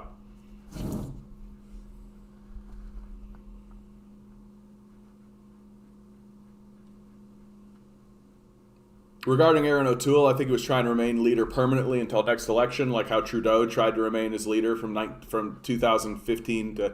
Well, I mean, and O'Toole enlists Canada Proud founder amidst challenge to his leadership, right? Like, I've been saying it all along, like, Aaron O'Toole cooled his heels over the election season. He stopped with the Nazi shit and the white supremacist shit over the election season, right? He was smart enough to do that, but he's got obvious overt ties to Nazi groups here in Canada. Like, he's literally enlisting the founder of Canada Proud. Like, I don't know what people need to see, right? I genuinely, like, do they literally need to see Aaron O'Toole walking around doing, like, the Heil Hitler, like, with a fucking mustache? Also, I do think I need to say, I think that Aaron O'Toole would look really great with the Hitler stash, right? Don't you think? Like, Aaron O'Toole. Like, no bullshit. Like, I'm not trying to take the piss out of him. I actually do think that if he had, like, a little Hitler stash, he would look really good. Don't you think? Like, don't you think? Like, let's be legit. Like, no, I'm not trying to say he is Hitler or that we should do it and, like, that we should, like, send pictures around with that kind of thing. That's not what I'm saying. I'm saying strictly... Let's not even call it a Hitler stash. Let's call it the Charlie Chaplin stash, right? Don't you think he would look great if he had, like, a little Charlie Chaplin stash? I think he would look great. I think he'd really, really pull that look off. Like, I think he'd really pull that look off really, really well. There's something about his face, especially after he lost weight. Like, he lost a lot of weight. I think if O'Toole makes it through to the next election, it will be a real testament to his internal politicking. That will make him a very impressive politician to me.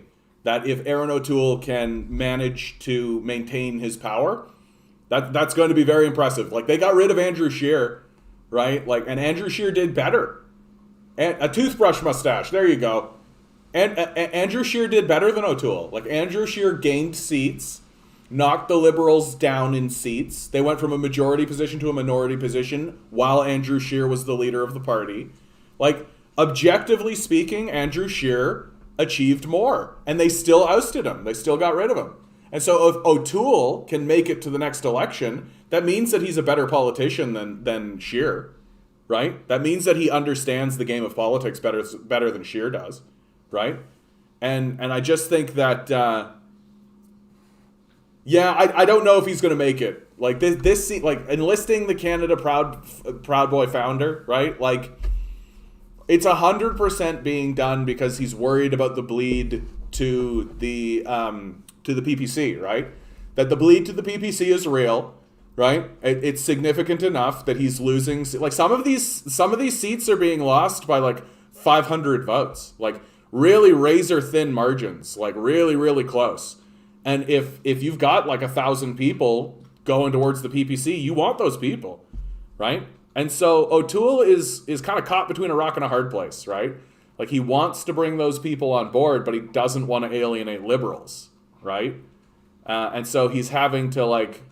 And, like, liberals are pretty pro-fascist in the first place. Like, we just saw, like, Mackenzie King was literally, like, praising Hitler. Like, liberals are usually pretty pro-fascist in the first place, but they don't like to admit that. They don't like liberals are fine. Like, liberals would be completely fine with fascism if it wasn't for all the bigotry. Right? Like, if it was just about the oppression and the domination and the control, like, they're fine with all of that. It's, oh, you're not waving a little pride flag while you do it. Yeah, the Canadian Tea Party, yeah. Well, and honestly, man, like, the more I look at the PPC and the more I listen to these guys talk, like, the flaw of the PPC is the same flaw that I put at the feet of Jordan Peterson. They don't have a materialist critique. All they really understand is something's gone wrong. That's all they've gone wrong. And what's so weird about PPC guys is that they will, like, go listen to them talk. Some of them are nuts. Like, some of them are nuts. But some of them are not. Like, Mike Fraser is not. Mike Fraser is a very powerful figure within the PPC, if you ask me.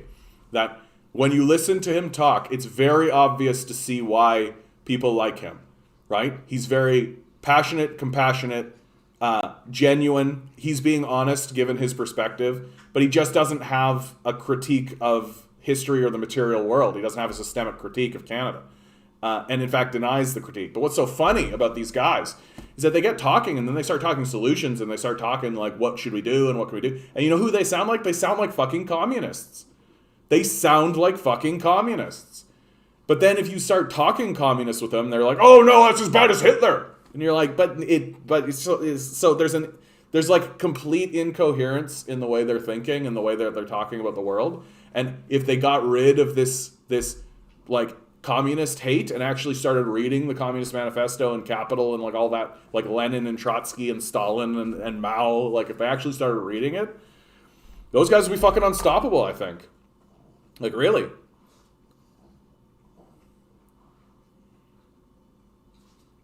I worry Kevin O'Leary could trump Canada through the PC. We'll see. The PPC. Or a figure like him, certainly.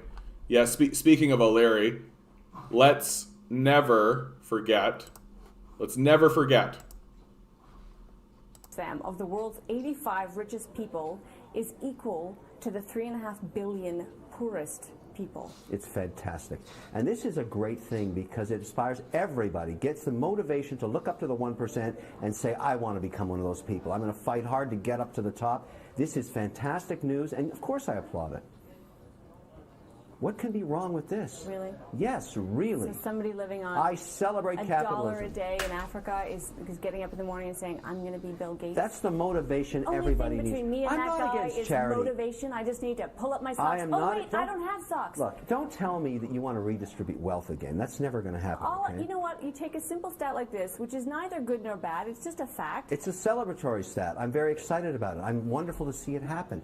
I tell kids every day, what's wrong with this? Comes up at a cocktail party. No, Amanda, what's wrong with this statement? One possible response to it. If you work hard, you might be stinking rich one day. We're talking about people in extreme abject poverty. That's how you get 3.5 billion. No, we're not. You were just talking about really rich people. No. Okay.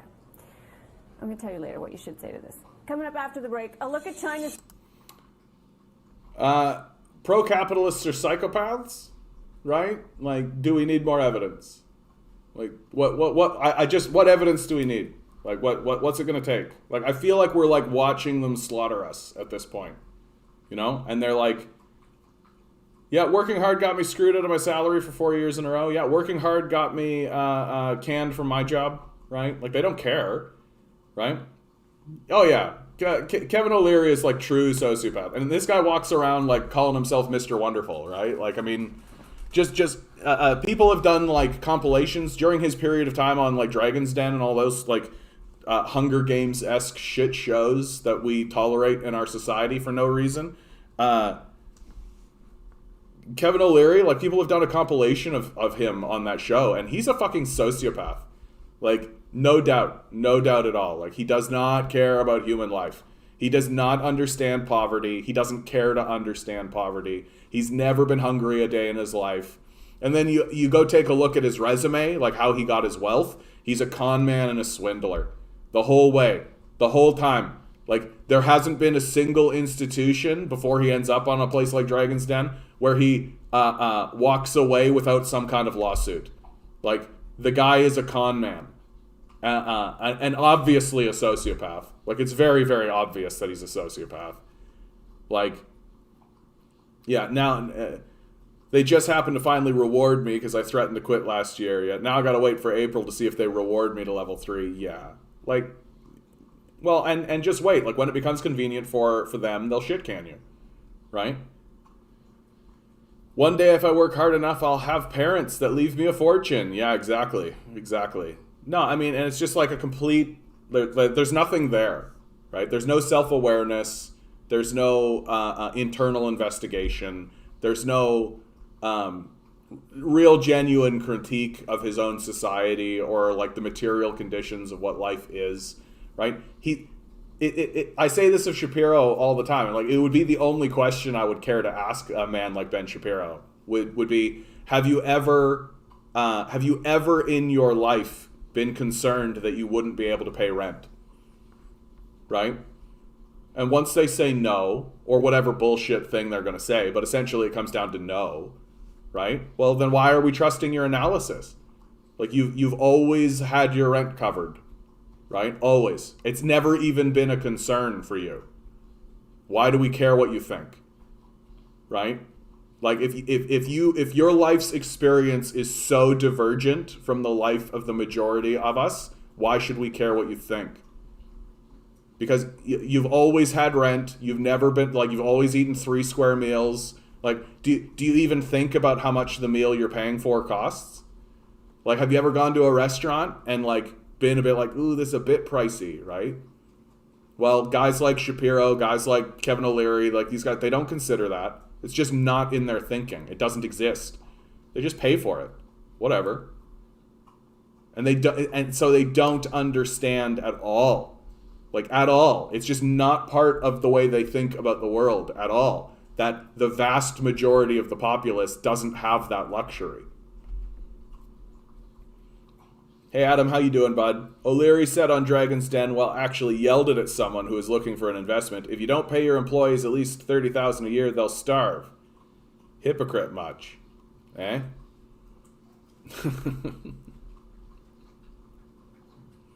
Like, yeah, fucking O'Leary. Fucking O'Leary. I just find it so funny that, like, a guy like him is still allowed to walk around with, like, a modicum of credibility. Here's another good one. I'm actually really in love with this guy, this Joel Harden guy.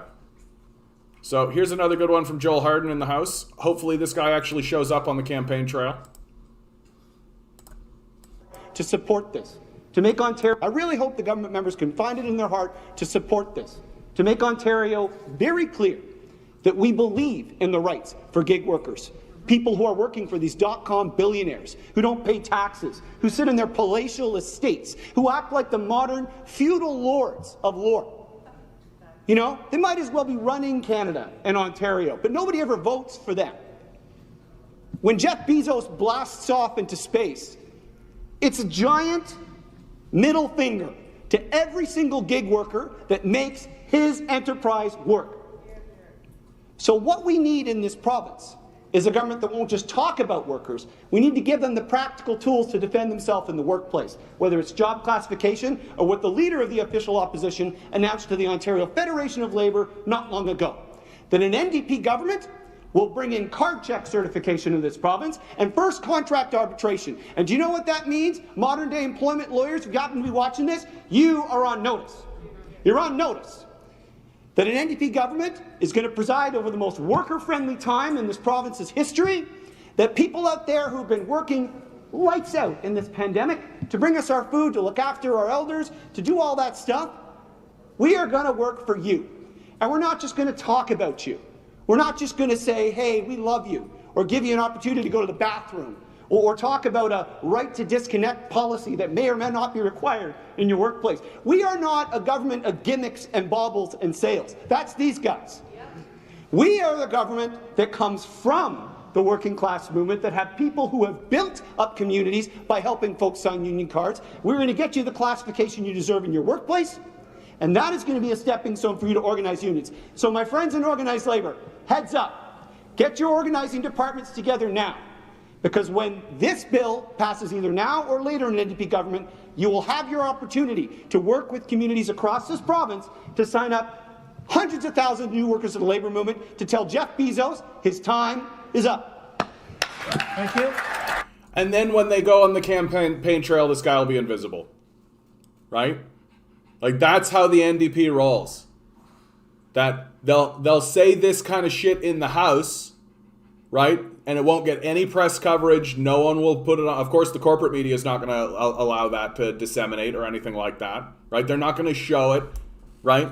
And then when it comes time to campaign, this guy will just go. He'll disappear, right? They'll never let, like, Andrea Horvath isn't going to talk that way on the campaign trail, right? And we're just going to march our way to another Liberal government because that's how people actually vote, right? And nobody's actually, like, ringing the bell. right? That the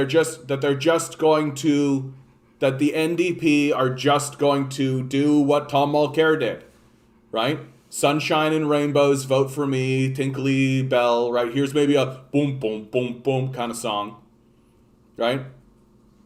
Like, the NDP campaign, it's going to be, the reason why I'm talking this way about the NDP campaign is because I don't want to get my hopes up at all. Like, at all. Like, they're going to do what they always do, which is completely drop the ball and hand the election to the Liberals, which is what they're going to do, right? Just go to Steve Del Duca's Twitter feed. Like, Steve Del Duca understands how to talk to people. He understands what to say, right? He understands that you can just lie to people. You can just say what you like, right? Doesn't matter. In the ONDP meeting, someone called them out for their lack of aggression in populist politics, and they said they're trying to balance image and policy. Yeah. You mean 50-plus liberal boomer wine mums? Like, I mean, yeah. Like, and it's the reason they keep losing, right? Like, you can't please everybody. And the NDP are trying to come out, and so they come out with this, like, absolutely, like, corporatized, like, panel reviewed, like, schlock, like Disney schlock. And at the end of the day, people repel from it. That Steve Del Duca is going to come out and he's going to pound the pulpit, he's going to lie to you, he's going to make promises that he has no intention of keeping. But people respond to that. Look at Doug Ford, right?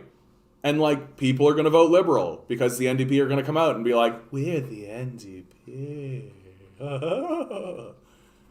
And, like, everyone in their heart of hearts is going to go like, well, these guys aren't fighters. They're not actually fighting for us. They're not going to stand up against, like, these corporations or anything like that. And they're going to look at Steve Del Duca, who's going to be, like, firm and forceful and lying to them about things they like to hear. And they're going to vote Liberal. Like, that's how the NDP roll, right? They're extremely ineffective politicians. Like, that's really the truth of it. That liberals are just better politicians. Because they understand how to speak to people and they understand what people are willing to tolerate. And, like, people are willing to be lied to. Everybody knows. Like, we say it all kind of tongue-in-cheekly. Like, oh, yeah, politicians, they all lie to us. Ha-ha, wink, wink, nudge, nudge. But, like, the politicians are aware that we say this. And so they're completely fine with lying to us. Like, they're completely fine with it. Like, you think Steve Del Duca isn't telling a whole bunch of lies right now? Like, of course he is. But people are going to vote for him.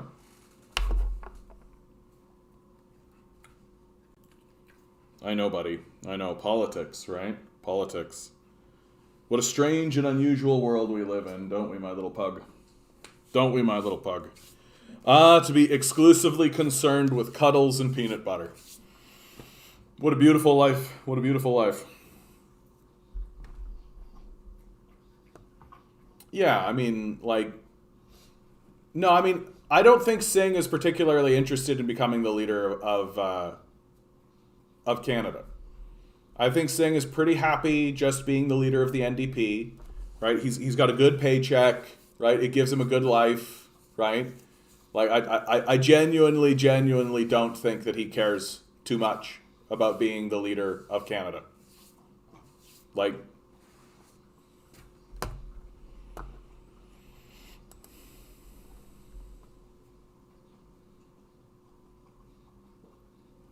The UN called for the removal of militarized RCMP forces. We are obliged as MPs to uphold the rule of law, which includes international agreements and conventions. It's time for governments to stop breaking the law and instead uphold the rights of Indigenous people. The police have now set up an exclusion zone on Wet'suwet'en territory. Federal Minister Mark Miller said it depends if the situation will escalate. So we are invading First Nations land that is not ours. It was never ceded to the Canadian government. There's never even been a treaty written on it. The Supreme Court of Canada itself has declared that land belongs to the Wet'suwet'en people. And we are, setting up exclusion zones, going in and clear-cutting their forests, plundering their natural resources. Like, we don't have the right to do any of that. Right? And even now the UN is calling for the removal of RCMP forces.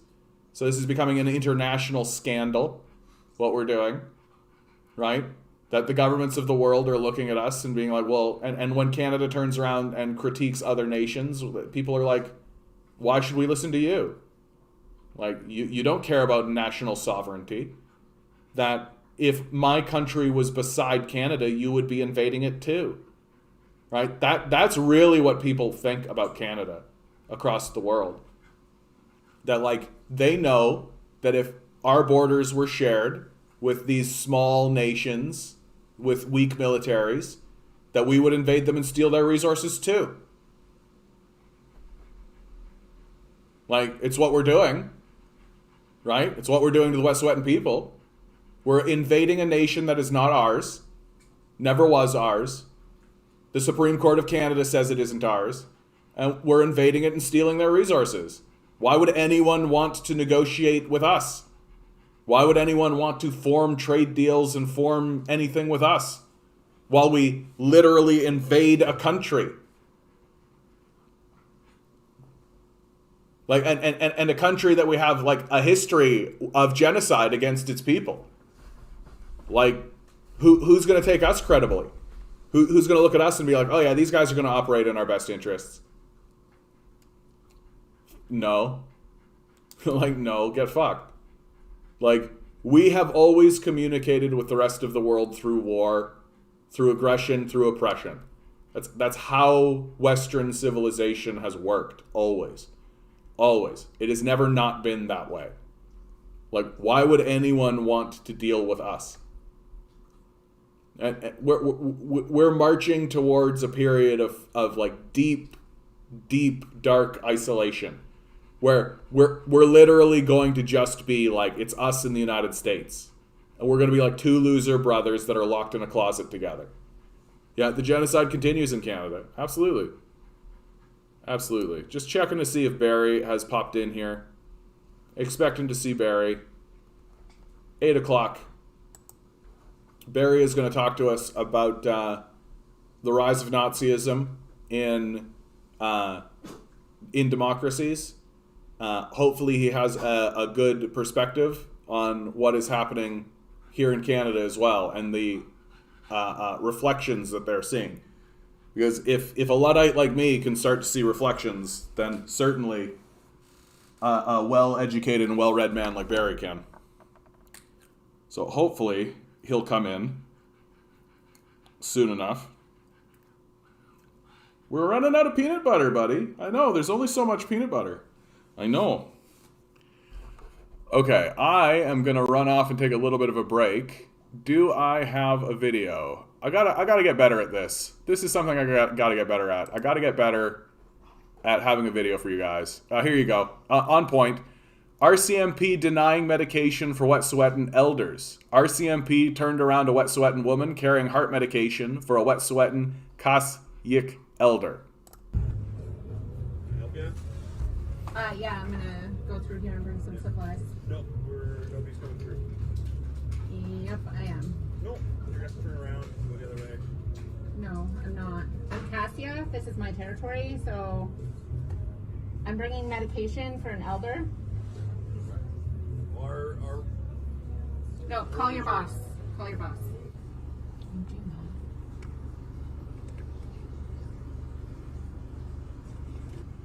So, standing orders here, no one's past this point, so not going to be allowed access. So you can turn around. Okay. Did you call your boss? No, you need to call him. I have an elder up there. This is her medication right here. So you're telling me you're denying me access to bring an elder medication? We will discuss it over there with my boss, okay? Yeah, do that. And these guys, I guarantee, are not even calling their boss right now. They're just calling their own shots. So what's the issue today? I'm trying to bring medication and warm clothes and supplies up to 39 kilometer, and this guy's telling me I'm not allowed. Yeah, so we're shutting down the road for the next 2 or 3 days. So if you have contact with whoever needs medication, you can have them come down the road. We're not blocking access for people leaving. No one's going up the road though. No, she's an elder. I'm not going to ask her to walk down here to get it from you.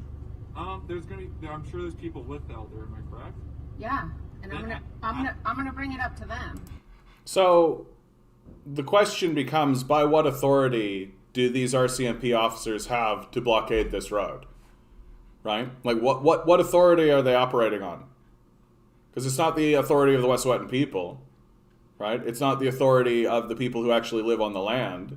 It's not the authority of like, and Canada, like, the RCMP has no authority there, right? It would be like if the Italian military came over here and blockaded a road and started telling you what to do, right? They don't have the right authority to do so. And the only reason why the RCMP are allowed to get away with this shit is because the Wet'suwet'en people are weak, right? They can't fight back. Hey, Alex, I love you too, bud. Good to see you, bud. Yep, RCMP were started to enact authority over the natives. Exactly. That's exactly what they were started to do. Here we go. Wave to say hi. Gonna pop into the voice channel here. Hopefully, Barry's in. Oh, I'm currently moving. Oh, let's unmute me. Uh-oh. Okay. Here I am. Here, I'll just pop back over here. Yeah, pop into the voice channel anytime. Done.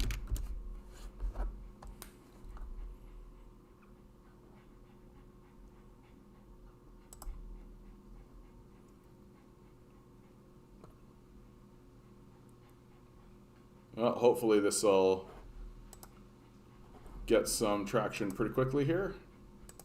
Technical behind the scenes. Wouldn't it be nice if one day I could have like a system over here and it would just like, I could even have somebody whose like job it is to get that all set up, and then they'd be like, they'd give me one of these and then I'd be like, Barry, are you there? And Barry would be like, yeah, I'm here. And it would all be like streamlined and smooth, right? Wouldn't that be lovely?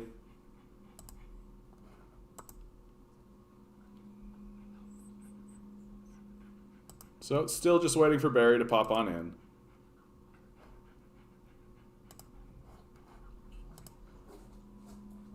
Yeah, police are the strong arm of the oligarchy, exactly. And it's just getting obvious. It's just getting obvious. Well, while we're waiting for Barry, key findings from National Child Tax Credit Survey. CTC monthly payments are helping improve family well-being. Oh, shit. You mean if you give people money, their lives improve? You mean if people are given the key commodity, the key currency, to be able to interact with the system, to interact with the free market that you described, that their lives improve? Holy shit. Yeah, it's Barry. Barry W. from SA, you bet. I'll give him a proper introduction when he's finally in. Just waiting for him to connect. He gave us a wave. How do I do that? Oh, just double click on general under voice channels on the left hand column.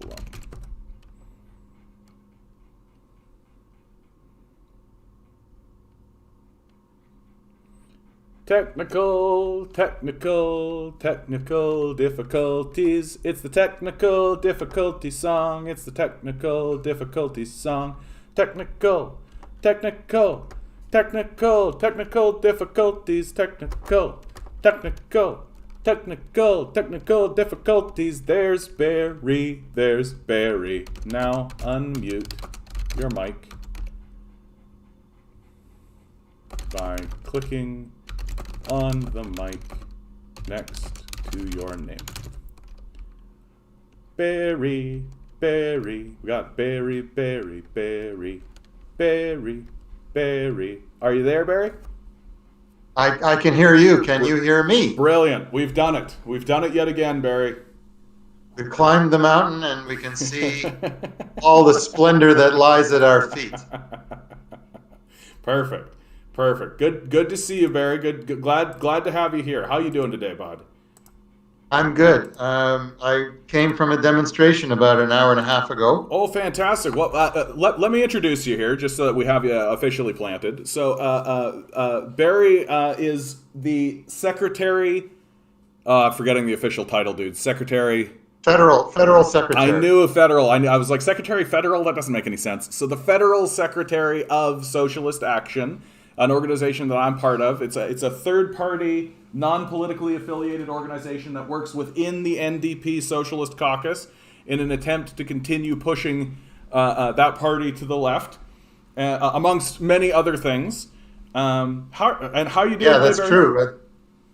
Our work in the NDP is just a tiny fraction of the work that we do on many, many fronts. And I'm doing fine today. And I spent an hour and a half occupying the intersection of King and Bay. Oh, brilliant. Near the citadels of Canadian imperialism. The giant banks towered over us, but we cried out for land back now. So it was a day of demanding cops off Indigenous land. You know, there's shit is hitting the fan in Wet'suwet'en territory in British Columbia, even as the place wallows in floods.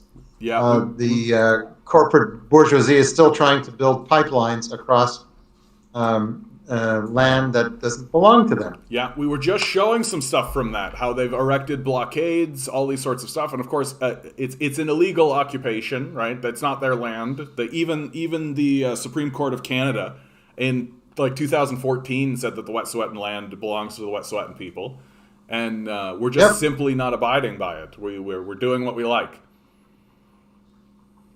Yeah, they make the laws to suit themselves, and when they've forgotten to make some laws that serve that purpose, then they just violate the laws that they made anyway. Well, and this is the reason I really wanted to have you on today, Barry, is that I have been commenting on the rise of Nazism, and I've been seeing the rise of Nazism, and I don't say fascism because I think that you would argue that fascism is a very specific political situation that occurred in Europe. But so I say Nazism, and I'm hoping that you can maybe give us a history of or at least your perspective of the history of the rise of Nazism, and most importantly, especially these days, the liberals' position and aiding of the rise of Nazism in Europe, and how, if you see it this way, it's being reflected here in North America.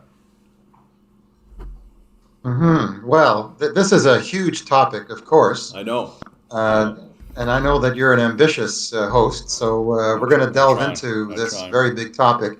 I wouldn't make a big distinction between fascism and Nazism. Nazism is the German strain of fascism that arose in the 1920s and 30s in the old country.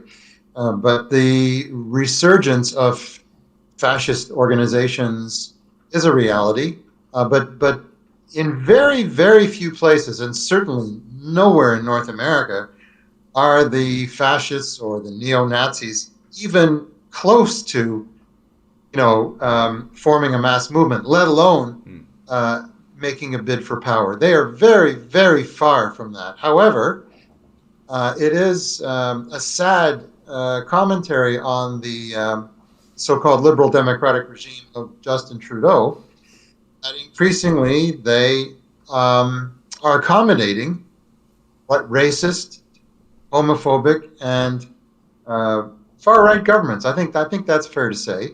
In South and Central and Latin America, in Europe and in Asia, we can look at the government of India as an example of Hindu ultra-reactionary nationalist government that has a lot of support from Justin Trudeau. So much so that he tried to dress up like those guys when he was there, to his own embarrassment, just a few years ago. That was after he was in blackface. Yes, of course. And we just had a teacher in Parkdale Collegiate dismissed by the Yes. Toronto District for parading in blackface. So all of these things don't equate fascism, but there is a polarization of society. Can I describe it as such?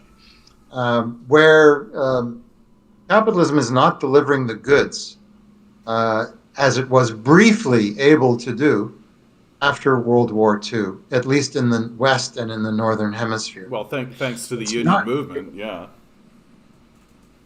The union movement forced the corporate elite to make concessions. They're not making concessions so willingly nowadays. Yeah.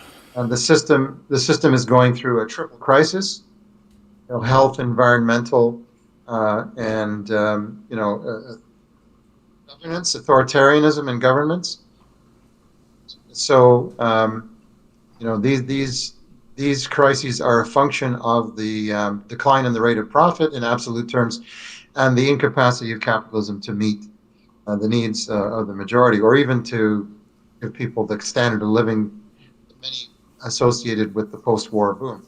So that's why we see more and more right-wing authoritarian governments, and that's why we see the Trudeau government adapting to them, accommodating them, even trying to resurrect them in places like Haiti. Yes. So I can give more examples of what the Canadian government is doing, if that's the direction you want to take the conversation. Well, my concern, Barry, and this is really what I am trying to. We know that liberals played a part in the rise of fascism and the rise of Nazism in the European nations. And while I agree with you that fascist groups have not yet gotten to the point where they have the mass movement required to seize the halls of power or take over, although it could be argued that there were certainly, while I agree with your assessment that Trump himself was not a fascist, that there were definitely wings and parties and groups within his support structure who most certainly within his were. base. Yeah. And to me, I am curious to see if you also see the same echoes or the seeds being planted amongst the Liberal Party that of this growing fascism or Nazism within Canada itself. And I'm very concerned that someone like Chrystia Freeland is giving weapons and training to Nazi groups in Ukraine, for example. I'm very concerned. Yep. I'm very, very concerned about Justin Trudeau equating far left forces with far right forces as if they are equivalents. I'm very concerned with these sorts of things, and I'm just looking to get your perspective on this. Well, Chrystia Freeland's grandfather was the editor of a Nazi publication in Poland under German occupation, and she doesn't want to acknowledge that. Now, I'm not trying to visit crimes of the grandfather upon the granddaughter, but I think she owes it to humanity to simply admit that this was the case. And her reluctance to do so is disturbing. But it's true, you're right, that Ottawa in the Ukraine funded, equipped, and trained a neo-Nazi infiltrated police force set up after a core of far-right protesters ousted elected President Viktor Yanukovych. Opposition protesters were camped in the Canadian Embassy in Kiev for a week during February 2014. During the rebellion against Yanukovych, and Yanukovych is no hero of mine. You know, he was a Stalinist politician who was clinging to power, but seeing an opening, the West is trying to drive a wedge into Russia and get as many of the the former East Bloc nations into the NATO fold and set up nuclear weapons on the borders of Russia and try to contain what is now a capitalist state, a Russian capitalist state, which is a potential competitor for the Western imperialists in Eastern Europe and beyond. So that's what they do. And who could they rally to overthrow Yanukovych? Well, they rallied right-wing nationalists. So it's no surprise that there were neo-Nazis among them. And this included, for example, someone with whom Justin Trudeau was photographed, Andriy Parubiy, the Ukrainian parliament speaker. He had a background with the far right and was accused of praising Hitler, while 2 years later, Canada's military attaché in Kiev, Colonel Brian Irwin, met privately with officers from the Azov battalion who used the Nazi Wolf's Angel symbol and praised officials who helped slaughter Jews and Poles during World War II. By the way, I'm quoting an excellent article by Yves Engler. All credit to Yves. He's the head of the Canadian Foreign Policy Institute and a prodigious researcher who's exposed some of these links. But this doesn't mean that there's a nest of fascists in the Liberal Party. No, it means that the Liberal Party, the liberal elite, top echelons of the Liberal Party, are willing to accommodate far-right governments and movements abroad if they can push back those powers that pose a challenge to American market share. See, Canada is an imperialist power in its own right, but it's a junior partner of U.S. imperialism. It's not the senior partner, it's the junior partner. And so American policy is Ottawa's policy, ipso facto. And that's not because the Canadians are craven, it's just that they accept their role, a division of labor, and, a population 1/10 that of the American population, and, productive output 1/10 or less by comparison. So they play this role. Now we in Socialist Action and Revolutionary Workers generally want workers' power everywhere, and that means breaking with American policy and having an independent, progressive policy, which is possible only through a socialist transformation of Canada, which the American rulers won't like, will they? No, of course not. So that's a tension, and some cynics will say it's just impossible to break with the American power. But resisting American imperialism is good. Is good for the diet. It helps to foster a movement that will inspire, in its turn, American workers who are looking for some inspiration north of the 49th parallel and elsewhere in the world, so that the next time 25 million people hit the streets in America over the killing of a black man in Minneapolis, St. Paul, they'll be fighting for a workers' government and not just, to hold the police accountable for yet another racist murder. So what is your perspective then, Barry, on groups like, let's say, the Proud Boys, and recently, because Aaron O'Toole is feeling the heat in his own party, he has conscripted to his side the founder of Canada Proud in order to help shore up his political authority. What is your perspective then of these far-right elements coming into the Conservative Party, or perhaps even the People's Party of Canada, and maybe the relationship between those? Yeah, well, again, birds of a feather flock together. So the right wingers are looking for a place where they can roost and try to build up their forces. At the same time, Conservative Party is in crisis, trying to balance, two hostile wings. And maintain party unity. Now, you said two hostile wings. What are those wings? Well, there's the mainstream conservatives, who are electoral opportunists. They do what Bay Street wants. They're a little bit to the right of the Liberals. The Liberals are not that far left. No, They that's talk true. left, but they legislate right. You know, these. I won't even refer to the red Tories. Yeah. The nationalist phase of the Conservative Party is of a bygone age.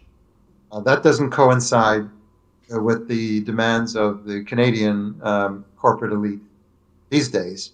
The big division in the Canadian corporate elite is between those who want to pretend to legislate in the interests of the majority of the population, and those who don't give a damn and want to impose austerity, hard and fast. But neither wing is interested in fascism. Fascism is a mass movement of petty bourgeois reaction that arises when the middle classes are utterly ruined. Now, Barry, Not just a few. just you just blazed through a lot of theoretical terminology there. Can you just break down what all of that means so that we have a better understanding of what it is? So the petty bourgeoisie, all this kind of stuff. Like, let's just if we could go through that. Well, the petty bourgeoisie is the small shopkeepers and the independent professionals, people who run their own small businesses, whether they're in the health field or in childcare and entertainment, whatever the case may be. They're self-employed, and when there is a deep economic crisis that doesn't just shutter a few stores for 2 years of COVID, but absolutely ruins the livelihood, the prospect of millions of people not working in workplaces shoulder to shoulder with scores or hundreds of people. They're working on their own. Or they're perhaps even, professionals who find themselves suddenly out of work and ruined and not able to scrape 2 pennies together. They get super angry. And because they don't have the experience of the industrial proletariat, working in large workshops with many people, they're accustomed to working on their own. And they tend to buy into the ideology that if you work hard enough, you can make your life better. Mm-hmm. It's only a matter of personal effort, and if you're not doing well, it's your fault. Mm. So when these middle class elements, small shopkeepers,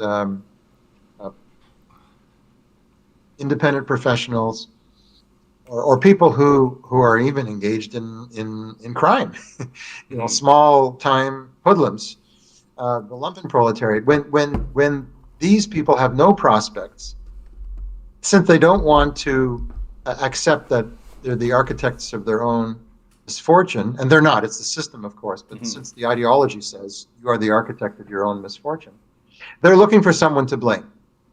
So they'll blame Jews or homosexuals or left-wingers or socialists or communists or anarchists or any of the targets that are furnished by an obliging mass media. They ruined, radicalized petty bourgeoisie. Have I defined it sufficiently? Yes, yeah. This layer between the working class and the capitalist class, this petty bourgeois layer, which was doing okay after World War II and up until, North America, right up until present. In some places, it is absolutely ruined. In Germany, after the First World War, this huge layer of the population, well, it's 15% of the population, but it's capable of organizing mass demonstrations. And since they looking for someone to blame, and the media, parts encourage them to blame, racialized minorities and the left wing of the political spectrum. The Nazi Party was able to grow under those unique circumstances. Mm-hmm. Those are not the circumstances of Canada and the United States today. Is there mass poverty? Yes, there is. but you also have a wealthy elite of millions and tens of millions of people who are getting by, who are working in plants or who are working on their own. They're not absolutely destitute and ruined and radicalized to the extent that they would embrace white power, KKK, neo-Nazi shit. Mm-hmm. They're not there yet. The situation in Hungary is different. You've got a government that leans heavily on right-wing elements. Now Trump tried to stir up right-wing ultra reaction, and he played footsie with some of these groups. Mm-hmm. And his former advisor is now going to jail because he won't reveal his role in was it February 6th, the so-called uprising? Yeah. Which was, it wasn't really an uprising. It was, 700 to 1,500 slightly brain-addled individuals with different points of view, different strains of white power, neo-Nazi, and just ultra-conservative politics, who got juiced up at a Trump rally and marched on the Pentagon. Mm-hmm. Or the Capitol. Sorry, the Capitol. How did I get that wrong? Oh, well. Now, it was not a revolution. It was not an uprising. It was just infantile expression of a very weak far-right movement that was easily put down, even though the Washington police were going to let them basically invade and do some damage to the Capitol building. But a revolution means millions and millions and millions of people rising up all over the country at the same time. And that was not in the cards, nor is it presently in the cards. However, these neo-Nazis can cause a lot of harm to people who are already struggling to survive. They can make life miserable by, targeting Black and Indigenous people and women, harassing doctors at abortion clinics. They can do all kinds of harm, and that's why they have to be stopped. We say crush fascism in the egg, and not when it's dominating the political landscape.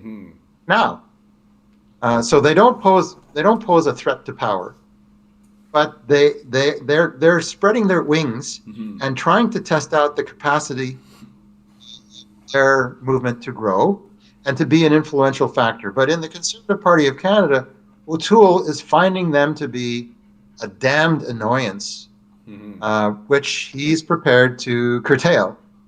He just kicked a senator out of his caucus because she dared to criticize the leader and said that there should be a leadership review. You can still call for a leadership review in the NDP without being expelled from the party. I know this because we do it frequently. But, these are the two wings of the Conservative Party. Those who want to go rough and hard austerity and those who want to compromise a little bit more and present a package that is similar to the one that Trudeau is legislating. Yes, it does seem like O'Toole is interested in bringing the party to the left. At least in his rhetoric, it seems like that's the case. Now, ever so slightly. Well, I mean, that's all you have to do, it seems, to be taken seriously in Canada.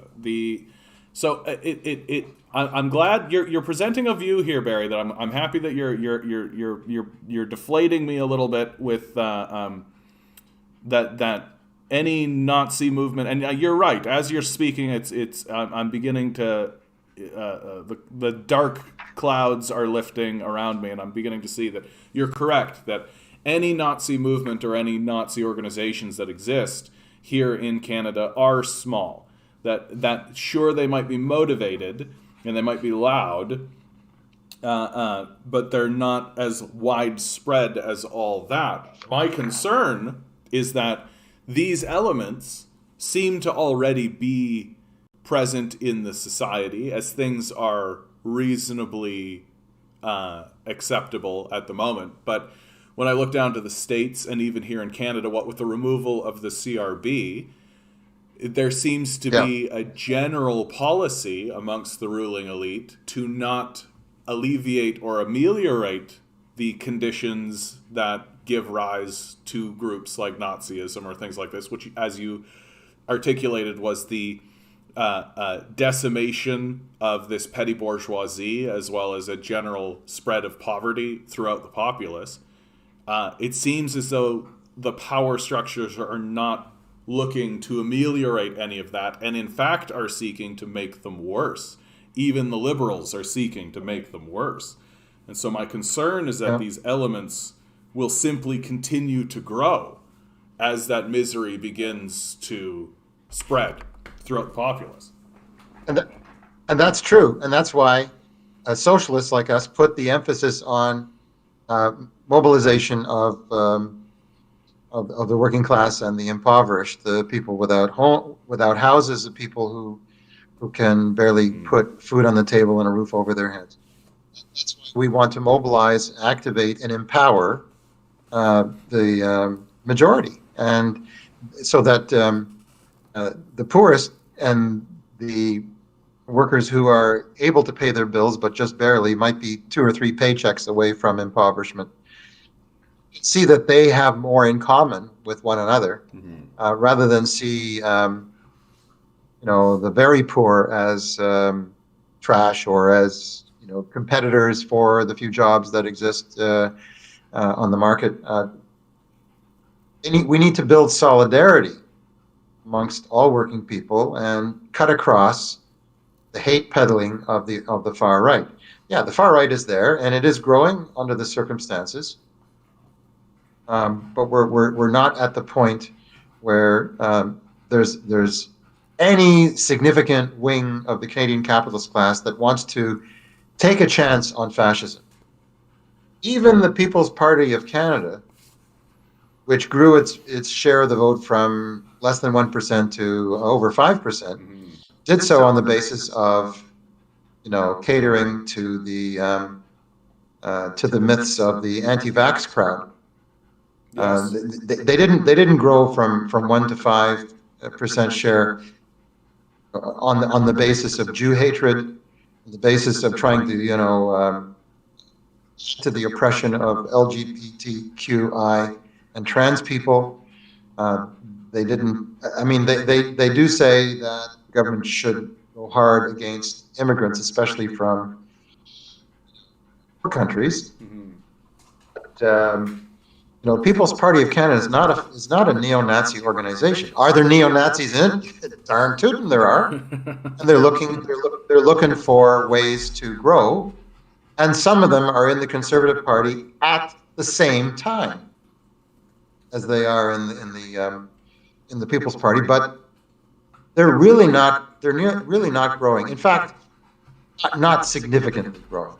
They might be growing molecularly, arithmetically, way,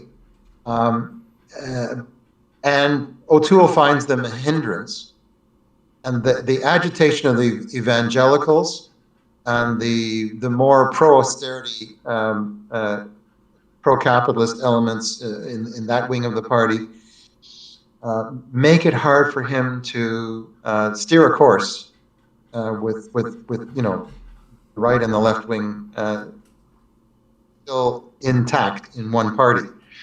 That's the problem that he faces, and long may he face this problem. Our task is to confront far right. Now, you can give an example in which Canada is involved. Just ignore that. Involved in trying to support right-wing forces in power. And I'll give the example of Haiti. There's a rather brutish crime syndicate, which is called the political Parti Haitien Tête Calais, PHTK, which led the country for a decade. Some former members of Papadoc Duvalier, Tonton Macoute, which was a very brutish proto-military force that basically terrorized the left. So this party is racist, and it manifests itself in its alignment with the country's light-skinned oligarchy and white powers that have long subjugated Haiti, which was a nation born in struggle against slavery. The Haitians, um, defeated Napoleon's army. Haiti was once the richest colony in the world, bar none. It poured, the equivalent of billions of dollars into the French treasury in sugarcane and other riches. And they they won their freedom in the late 1800s, in the late 1700s, early 1800s. Abolished slavery, and then an embargo was imposed on them, and France required, in order to lift the embargo, with the aid of the U.S., which was worried about a black republic off its southern shore. Can you imagine why? They had to pay reparations, millions and millions of dollars equivalent to France for decades and decades, which stunted the economy. And since then, Haiti's a highly polarized society, and about 20 years ago, they elected a priest, Jean-Bertrand Aristide, first democratically elected president of the country. And he raised the minimum wage, which was abysmally low, to a level that was just a notch above abysmal, not very high. And the great powers, the U.S., Canada, France, decided that Aristide had to be overthrown, and the Canadian military helped to kidnap him and take him out of Haiti into the Central African Republic, where he stayed for a few years while they reinstalled the far right. And the Canadian government is part of the core group, CORE, core group, and they run Haiti. The Canadian embassy, the American embassy, the French embassy, they run Haiti. And so when the Haitian president recently was assassinated in his own home with no resistance by his elite defense guard, the core group chose his successor. And there'll be no elections. The elections were postponed. They were overdue, more than a year and a half, and there will be no elections for another year or two, while the right tries to reconsolidate its control over that impoverished country. That has the backing of Ottawa, right? That is a racist, ultra-right government supported by Ottawa. But they do that because the alternative is a left-wing populist movement that might sweep aside imperialist domination of the country that first experienced abolition of slavery and the defeat of foreign control. That's the choice: anti-imperialism or a government of skinhead crime syndicate gangsters. And so Ottawa says, okay, that's the choice. We choose the gangsters. It's not because they're trying to foster fascism. The choices are stark in Haiti. And the liberation poses a threat to Canadian banking and mining interests, not only in Haiti, but across the Caribbean and Central and South America. Canadian mining companies are, 70% of the biggest mining firms in the world. And so they're plundering resources in Africa and South and Central America, and they don't want any upstart regime. They don't want another Cuba, not even another Venezuela. And by the way, they've been trying to overthrow Venezuela and install right-wing party there, the one associated with Juan Guaido, who's the president from nowhere. And they've been starving Venezuela by imposing and reinforcing the American blockade. They even tried to intercept ships from Iran that were trying to supply Venezuela with processed oil. Why? I mean, thinking, well, Venezuela is one of the oil richest countries in the whole friggin' world. Why do they need Iranian oil? Because they don't have the refining capacity. And when they nationalized the resource a couple decades ago under Hugo Chavez, the imperialists imposed a boycott on at least that sector. So they don't have the equipment they need. So they needed some mining equipment, and they also needed some energy supply.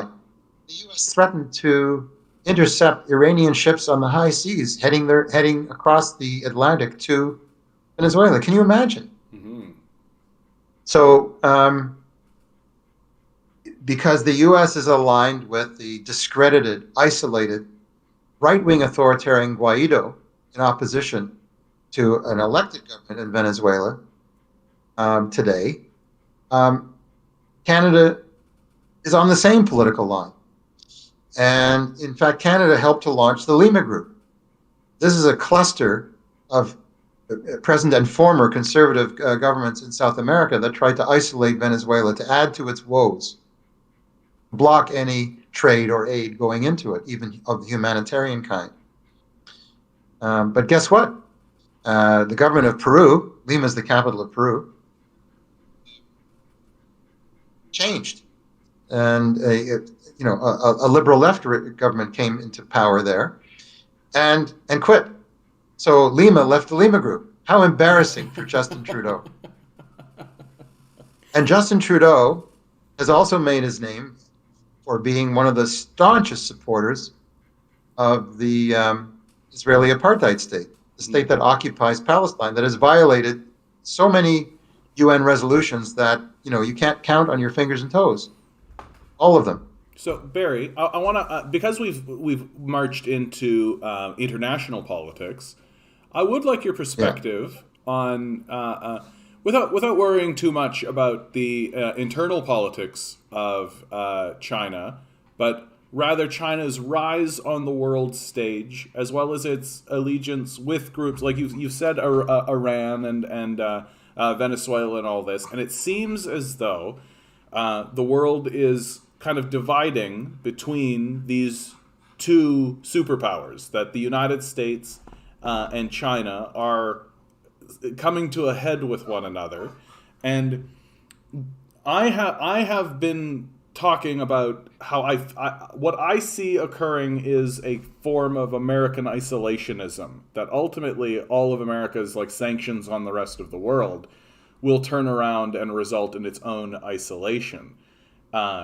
But I'd like your perspective kind of on this, on what you see unfolding between China and America, and what that means for socialism in the world, or for workers' movements across the world.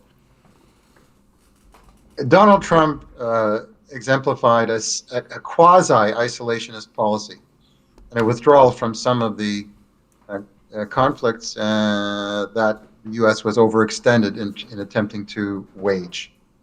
The Biden administration is not isolationist.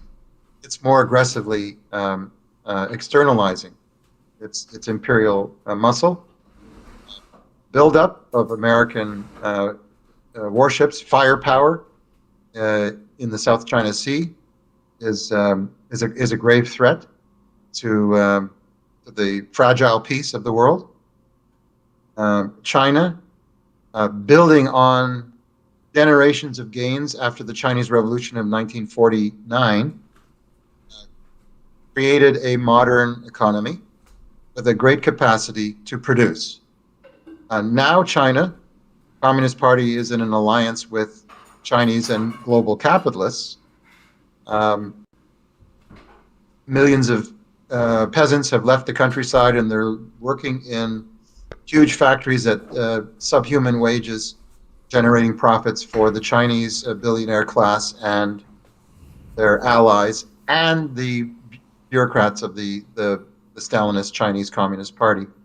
Still in power, but in partnership with capital. The Chinese are trying to extend their influence in world markets with the Belt and Road program. Mm-hmm. They build ports, they build railways, they build highways. If countries where they build them can't afford to pay for them in due course, then they surrender sovereignty over those places where the roads and ports have been constructed. So this is an unusual kind of economic domination. If you were to ask me what the hell is China, it's not socialist, that's for sure. But is it a capitalist economy? Are the commanding heights of the economy controlled by a billionaire elite, like is the case in Canada and the United States and across Europe? Not quite. It's a unique combination. Some people call it state capitalism, but it's not democratic. It's authoritarian. But they haven't fired in anger at any American installation, at any American warship, plane, sailboat, train. They're competing. They're competing, and then they have a billion worker. They have a huge workforce. Yes. They produce for their own workforce, but they also produce for a world workforce. And if you've been to a hardware store or Dollarama recently, you know that everything that you bought was made in China. Everything. So it's the what was the expression? The craft shop of the world. That's not quite it. You know what I mean? It's the workshop of the world, certainly. That's it. Thank you very much. That's why I keep you on this program. The world used to speak of Britain as being the workshop of the world. Well, clearly it's China, and this is what has American capital vexed to the extreme.